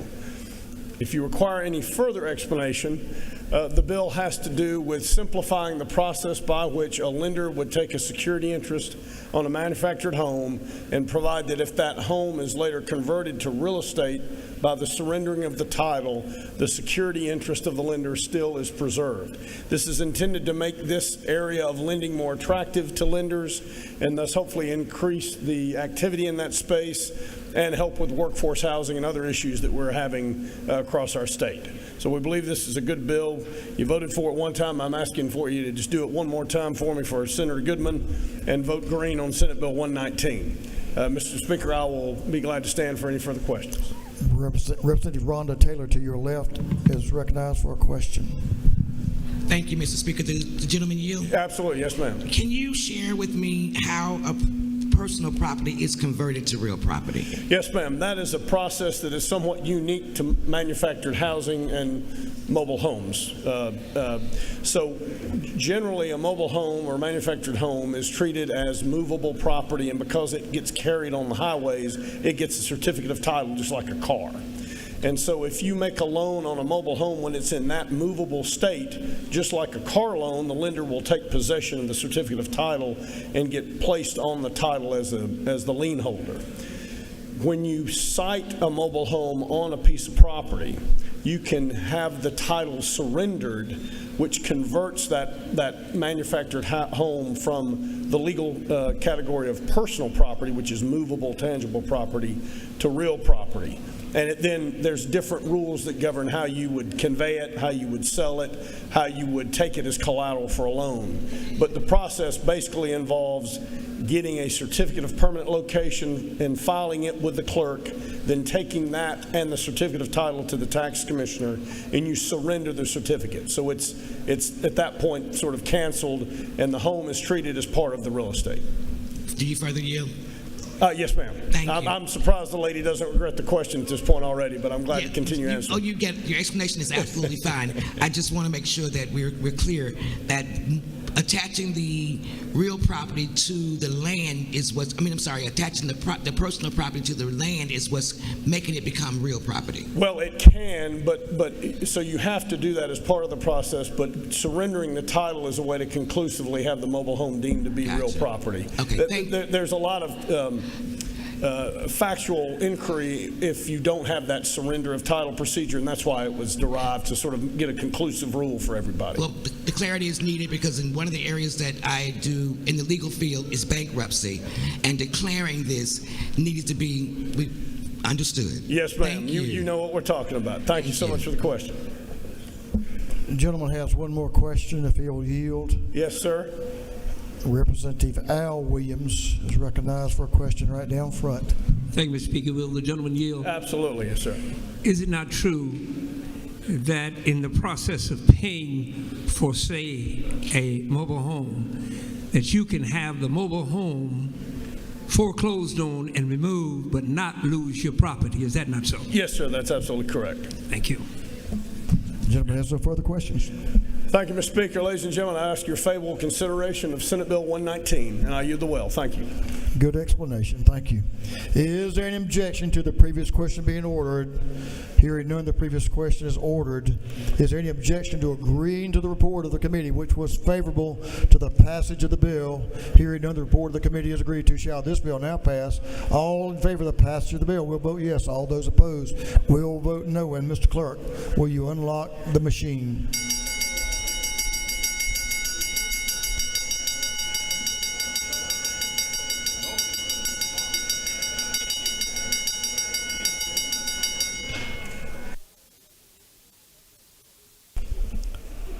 Have all members voted? For what purpose does Representative Petrie rise?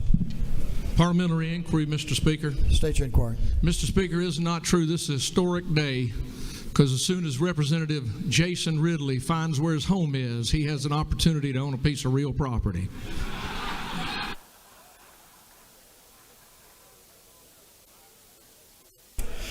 A man is where his heart is and where his home is. There's no doubt about that. Congratulations, Representative Ridley. Have all members now voted?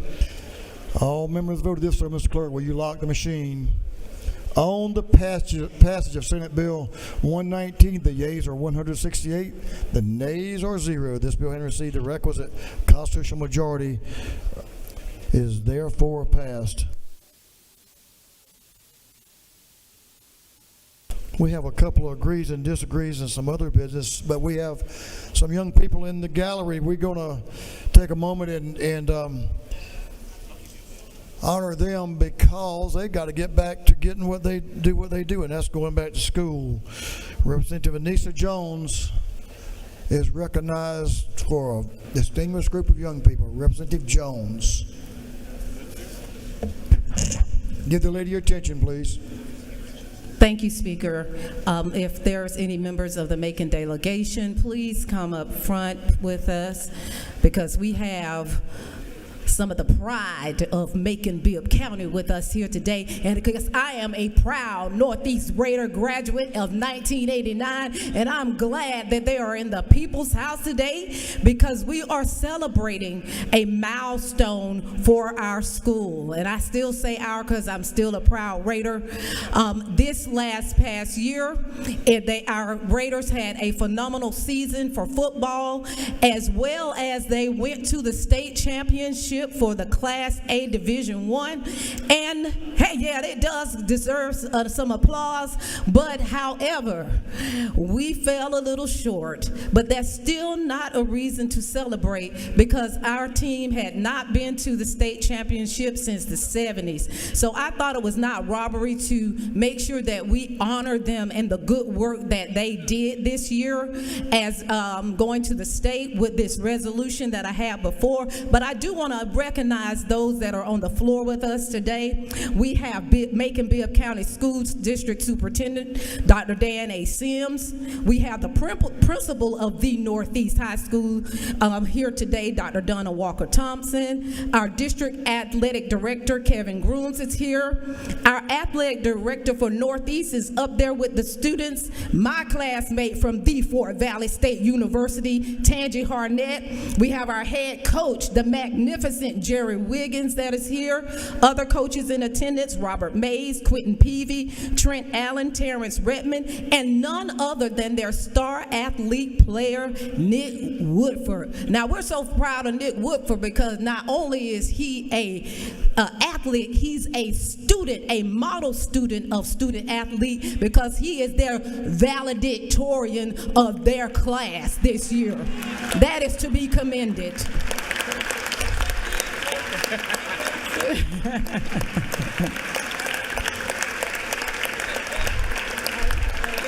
So I want all those young people from the Northeast High School to stand up and receive your flowers while you are here, and and we're going to let you know that we love everything that you're doing to make us Raider proud. And with that, I yield the well. Awesome job. Awesome job. Congratulations. Good to have y'all in the People's House. Congratulations. Student athletes are the key to athletics. It's good to have you all with us. Thank you, Representative Jones.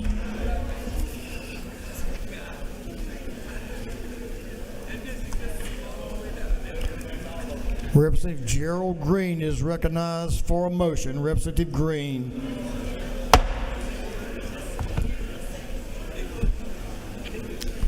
Thank you, Mr. Speaker.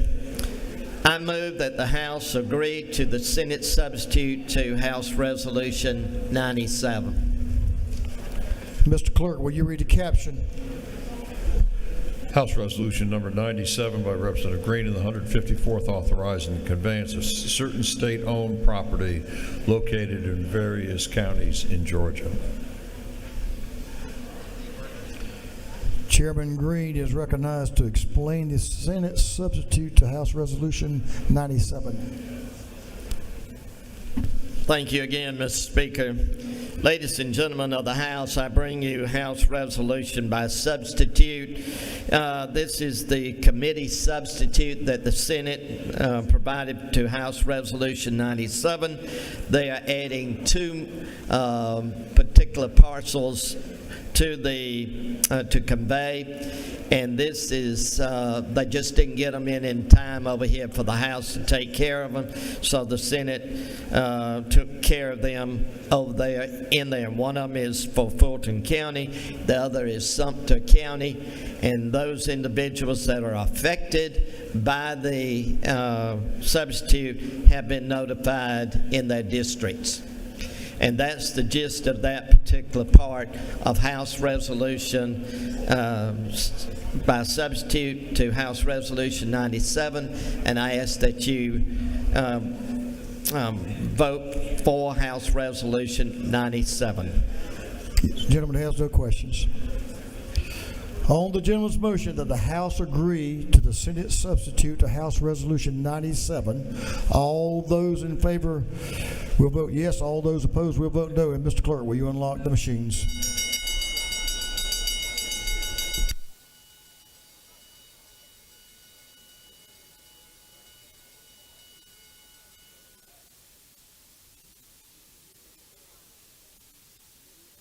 Have all members voted? All members voted? If so, Mr. Clerk, will you lock the machines? On the gentleman's motion that the House agree to the Senate substitute to House Resolution 97, the yeas are 162, the nays are 0, and the House has agreed to the Senate substitute of House Resolution 97. Chairman Green is recognized for another motion. Thank you, Mr. Speaker. It's a good feeling to go ahead and get these out of the way before that great day that's coming.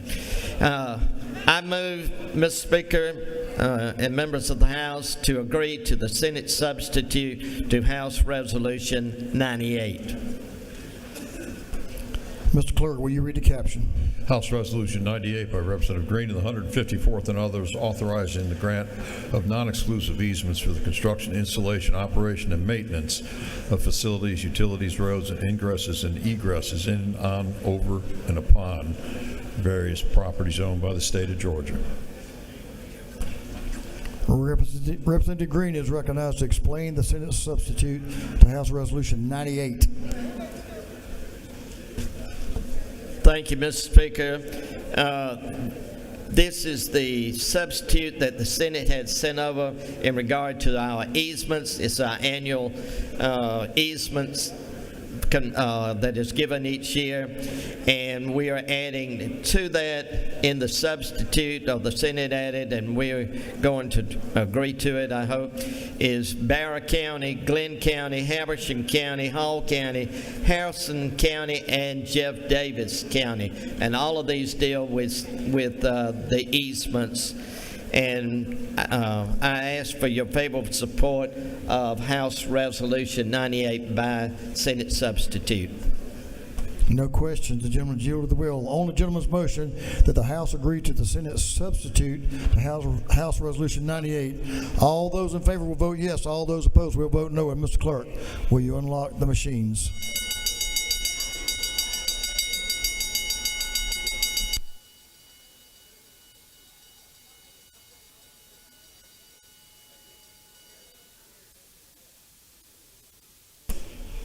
Have all members voted? All members voted? If so, Mr. Clerk, will you lock the machines? On the gentleman's motion, the yeas are 166 and nays are 0, and the House has agreed to the Senate substitute to House Resolution 98.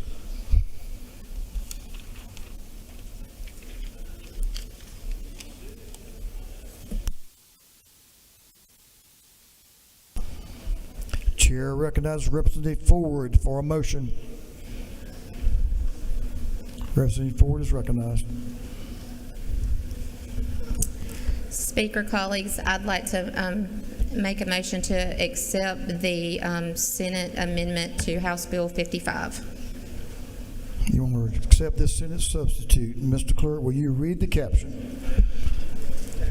House Bill number 55 by Representative Ford of the 170th to be entitled an act to amend Code Section 1562 of the Official Code of Georgia annotated relating the number of judges of the Superior Courts so as to provide for an additional judge of the Superior Courts of the Lappaha Judicial Circuit. Representative Ford is recognized to explain the Senate substitute to House Bill 55. Representative Ford. So, House Bill 55, which adds a third judge to the Lappaw Judicial Circuit, and the Senate substitute simply corrects an effective date. I was part of that conversation, and I agree to the amendment that changes that date in Section 2 from July 2026 to January of 2026. I would appreciate everyone's support of this amendment and this bill. And if there are no questions, I yield. Lady has no questions. She's yielded the well. On the lady's motion that the House agree to the Senate substitute to House Bill 55, all those in favor will vote yes. All those opposed will vote no. And Mr. Clerk, will you unlock the machines?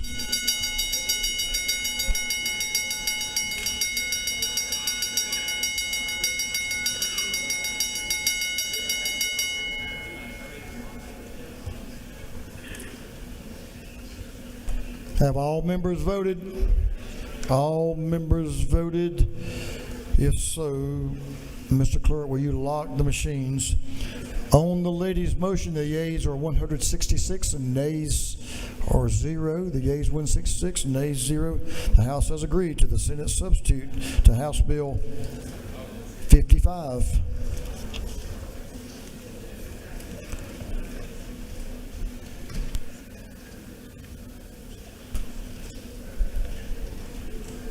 Pro Tem of this House, Representative Jones, is recognized for a motion. Thank you, Mr. Speaker. I move that the House agree to the Senate substitute to House Bill 614. Mr. Clerk, will you read the caption? House Bill number 614 by Representative Jones, the 47th, and others to be titled an Act to amend Code Section 2510-2 of the Official Code of Georgia annotated relating to prohibited fireworks activities and application of noise ordinances. Pro Tem Jones is recognized to explain the Senate substitute to House Bill 614. Thank you, Mr. Speaker. Members, this relates to the bill to provide a degree of protection for our small horse farms by allowing a local government to pass a local ordinance should they choose to prohibit the use of fireworks. The original bill was 100 yards. The Senate preferred allowing a local government the discretion up to 200 yards, and I agreed, and the bill passed 50-1 in the Senate. I'd ask for your favorable consideration. Thank you. The ladies yielded the well. On the ladies' motion, the House agreed to the Senate substitute to House Bill 614. All those in favor will vote yes. All those opposed will vote no. And Mr. Clerk, will you unlock the machines?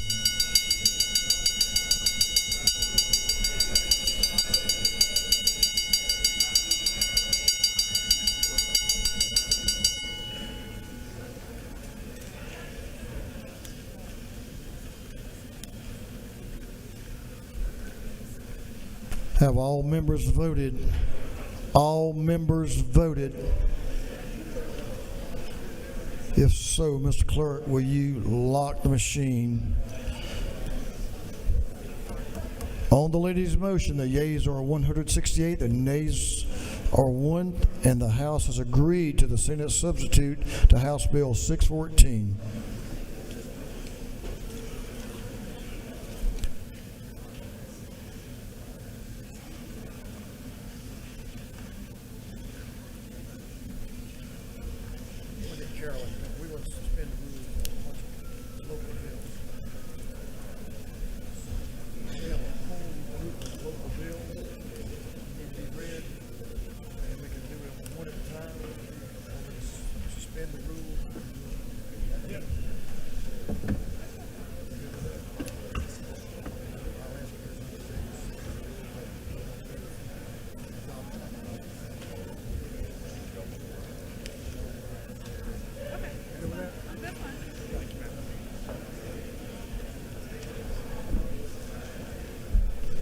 What you got? I'm going to see if he wants to sign it before I... See if he wants to sign it before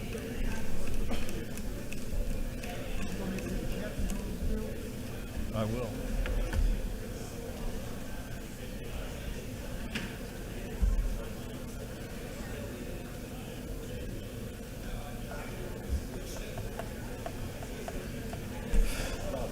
Members, we have quite a number of local bills and we would normally take them up one each at a time and take a few minutes.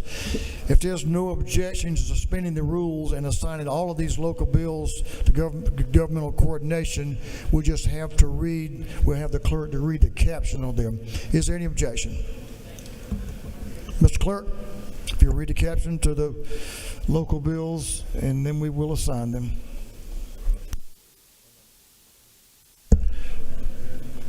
Unnumbered House Bill by Representative Miles, the 126 to be entitled, an act to authorize the assessment and collection of a technology fee by the probate court of Richmond County.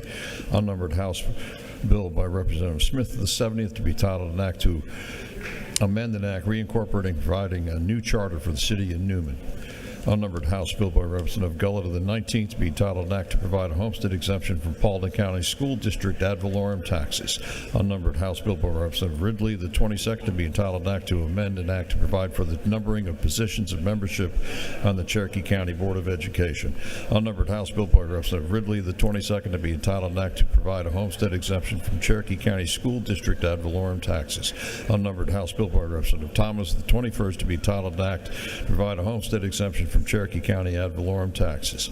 Unnumbered House Bill by Representative Cummings of the 39th to be entitled, an act to amend an act consolidating the offices of tax collector and tax receiver into the office of tax commissioner of Cobb County.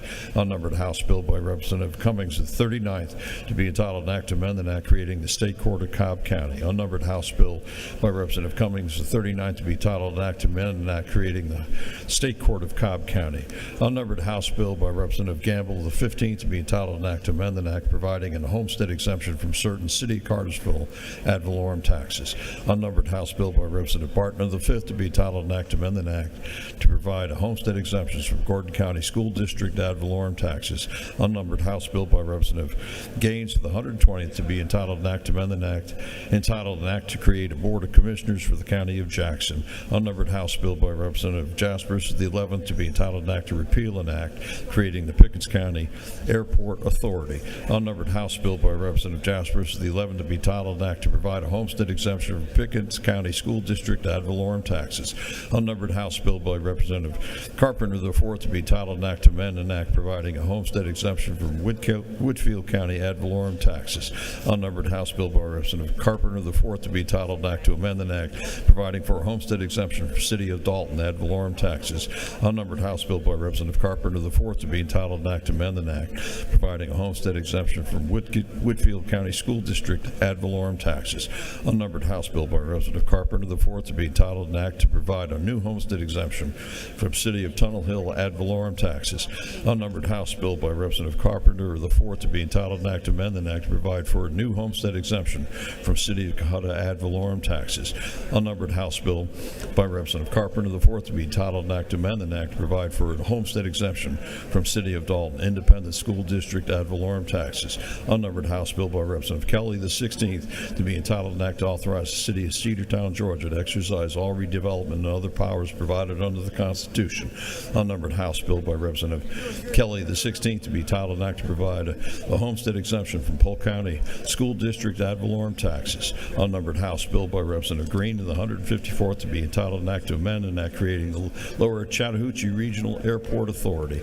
Unnumbered House Bill by Representative Taylor of the 173rd to be titled, an act to amend an act to authorize the governing authority of the City of Thomasville to levy an excise tax. And unnumbered House Bill by Representative LaHood of the 175th to be entitled, an act to amend an act relating to the Brooks County Development Authority.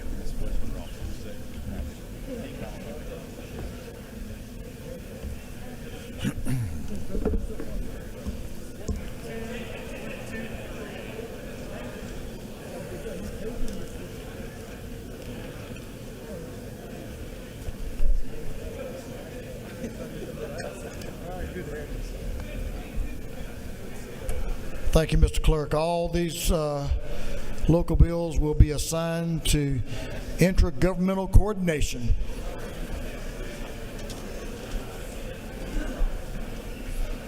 Members, we have one bill that needs to be moved around a little bit. For what purposes does Chairman Tyler Paul Smith rise? Thank you, Mr. Speaker. I move that House Bill 163 be moved from judiciary to judiciary non-civil. Both chairmen are in agreement. Ms. Clerk, will you read the caption? Senate Bill 163 by Senator Moore, the 53rd to be titled, Act to amend that Part 5, Article 4, Chapter 11, Title 16 of the Official Code of Georgia Annotated relating to Brady Law regulations. On the gentleman's motion that Senate Bill 163 be withdrawn from the Judiciary Committee and recommitted to the Judiciary Non-Civil Committee, is there objection? Hearing none, it is so ordered.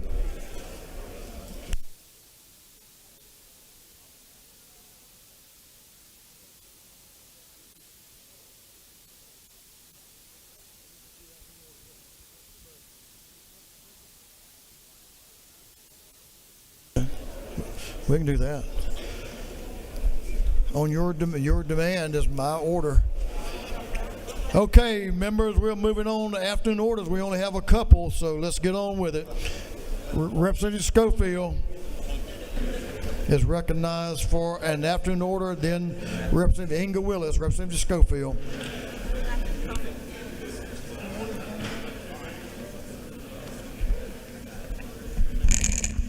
Thank you, Mr. Speaker. As members of the House, at a time when people are losing their jobs due to no fault of their own or Georgia workforce remains a priority, I brought a new resource for you to help your constituents. Directly outside is the Goodwill. It's Goodwill of North Georgia. It's launching its first mobile career center. It's a bus outside. If you haven't had a chance to go in there and see it, go look at it. It really is amazing how they have digital job access, employment services, job training. They do soft skills, but they travel to you. So it's the Goodwill on wheels. They'll come to your district, put it outside a Walmart, a food bank, a community center. Bring it to your town halls. It's free, and they'd love to come to your district. Thank you, Mr. Speaker. I yield the will.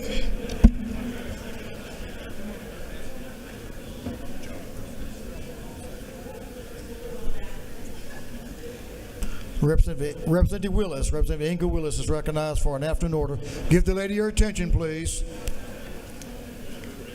Thank you, Mr. Speaker. Good afternoon, colleagues of the House. If I may please respectfully have your attention. I believe in a word called decorum. I believe in a word called civility. I believe in a word called respect. I believe in the word honor. I believe in the ancestors. I'm grateful for being the byproduct of people who operated by that sort of code. We are sent here by our constituents to represent them. There is inside the House behavior, how we treat one another, how we represent the needs of others who believe in us and give us their vote to represent their interests.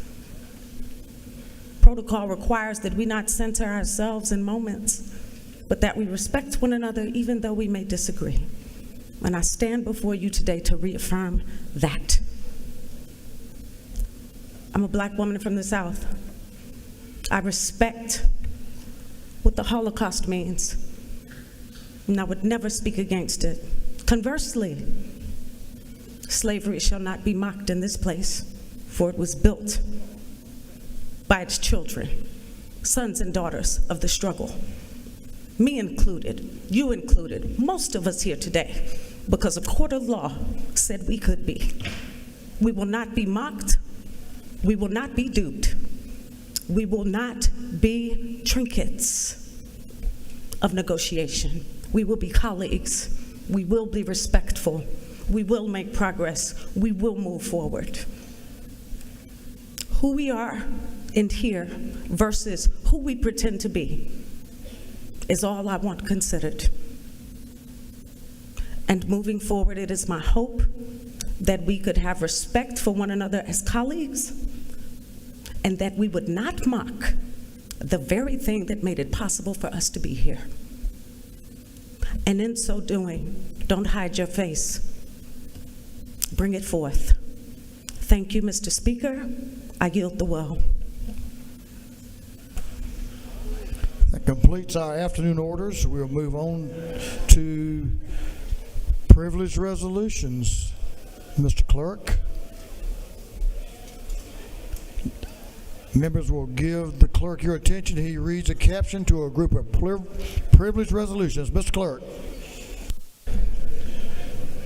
Honoring the life and memory of Caspin Reyes Tidwell Krantz. Honoring Jackson Hogshead for winning the 2024 GHSA Class 6A Individual Cross Country State Championship. Commending the Wilcox County Lady Patriots basketball team for winning the 2025 GHSA Class A Division II Girls Basketball State Championship. Recognizing and commending Grady Jarrett on the occasion of District 58 Day. Recognizing and commending the National Bond Incorporation Foundation, recognizing and commending Historic Norcross Business Association, recognizing and commending Kevin John on the occasion of District 58 Day, recognizing and commending Dondra Nicole on the occasion of District 58 Day, recognizing and commending Demetrius Williams on the occasion of District 58 Day, recognizing and commending Mr. Hankey on the occasion of District 58 Day, recognizing and commending Miguel Wilson on the occasion of District 58 Day, recognizing and commending Lorenzo Gordon on the occasion of District 58 Day, recognizing and commending the State Government Affairs Council upon its 50th anniversary, recognizing and commending Atlanta News First for its outstanding contribution to civic engagement, recognizing and commending Dana Fowle for her outstanding contributions to journalism, commending the Woodbine Public Library, congratulating the Bleckley County High School Girls Cross Country Team for winning the 2024 Class 1A Division I State Cross Country Championship, recognizing and commending Beyond the Ribbon, congratulating the Bleckley County High School Boys Cross Country Team for winning the 2024 Class 1A Division I State Cross Country Championship, recognizing and commending Paul Milken, feature reporter for Fox 5, recognizing and commending Marvin F. Billups Jr., recognizing March 26, 2025 as Clayton County Day, honoring the life and legacy of Reverend Clarice Wyatt Bell Church and expressing condolences to her family and loved ones. Commending Brittany Tompkins, recipient of the 2025 Georgia Single Parent Legacy Builders Award. Recognizing and commending Alvin J. Copeland. Congratulating the Georgia Southern University Clay Target Team. Honoring and recognizing Mark Wasserman for its decades of service and leadership. Recognizing and commending the 2025 regular session temporary administrative assistants for the Georgia House of Representatives. Recognizing and commending Dr. Giovanni Shoemake. Commending Laura Ray, Berrien County's Teacher of the Year and 2026 Georgia Teacher of the Year Top 10 finalist. Recognizing and commending Reverend Anthony Maurice Booker. Recognizing and commending Alfonso Williams. Commending Ariel Shaw and Southern Crescent Women in Business upon their 2025 Small Business Conference. Recognizing and commending Scott Maxwell on the occasion of his retirement. Recognizing and commending Maureen Patton. Recognizing and commending Joseph Joey Brown on his outstanding public service. And for other purposes, that completes the reading of the privileged resolutions.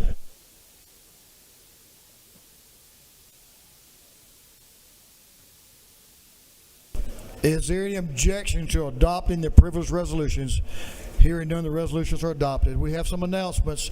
Representative Park Cannon, give the lady in the well your attention.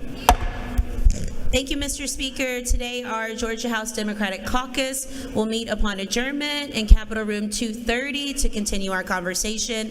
Please immediately leave the floor and head to Cap Room 230. Additionally, tomorrow we will have a film screening of the film Me Period, which commends all of the work that we have done to put money in the budget to stop period poverty. You are invited out to join us in Capitol Room 230 tomorrow from 12 to 1 p.m. Thank you, Mr. Speaker.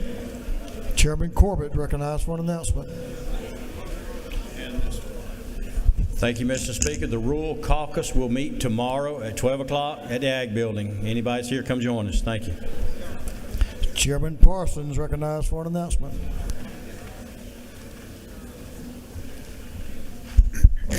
Thank Thank you, Speaker. Energy, Utilities, and Telecommunications will meet at 3 p.m. here in the Capitol, room 403. Thank you, Speaker. Chairman Tyler Paul Smith, recognized for an announcement. Thank you, Mr. Speaker. Your Judiciary Non-Civil Committee will meet at 3 o'clock this afternoon in Capitol Room 132. Thank you, Mr. Speaker.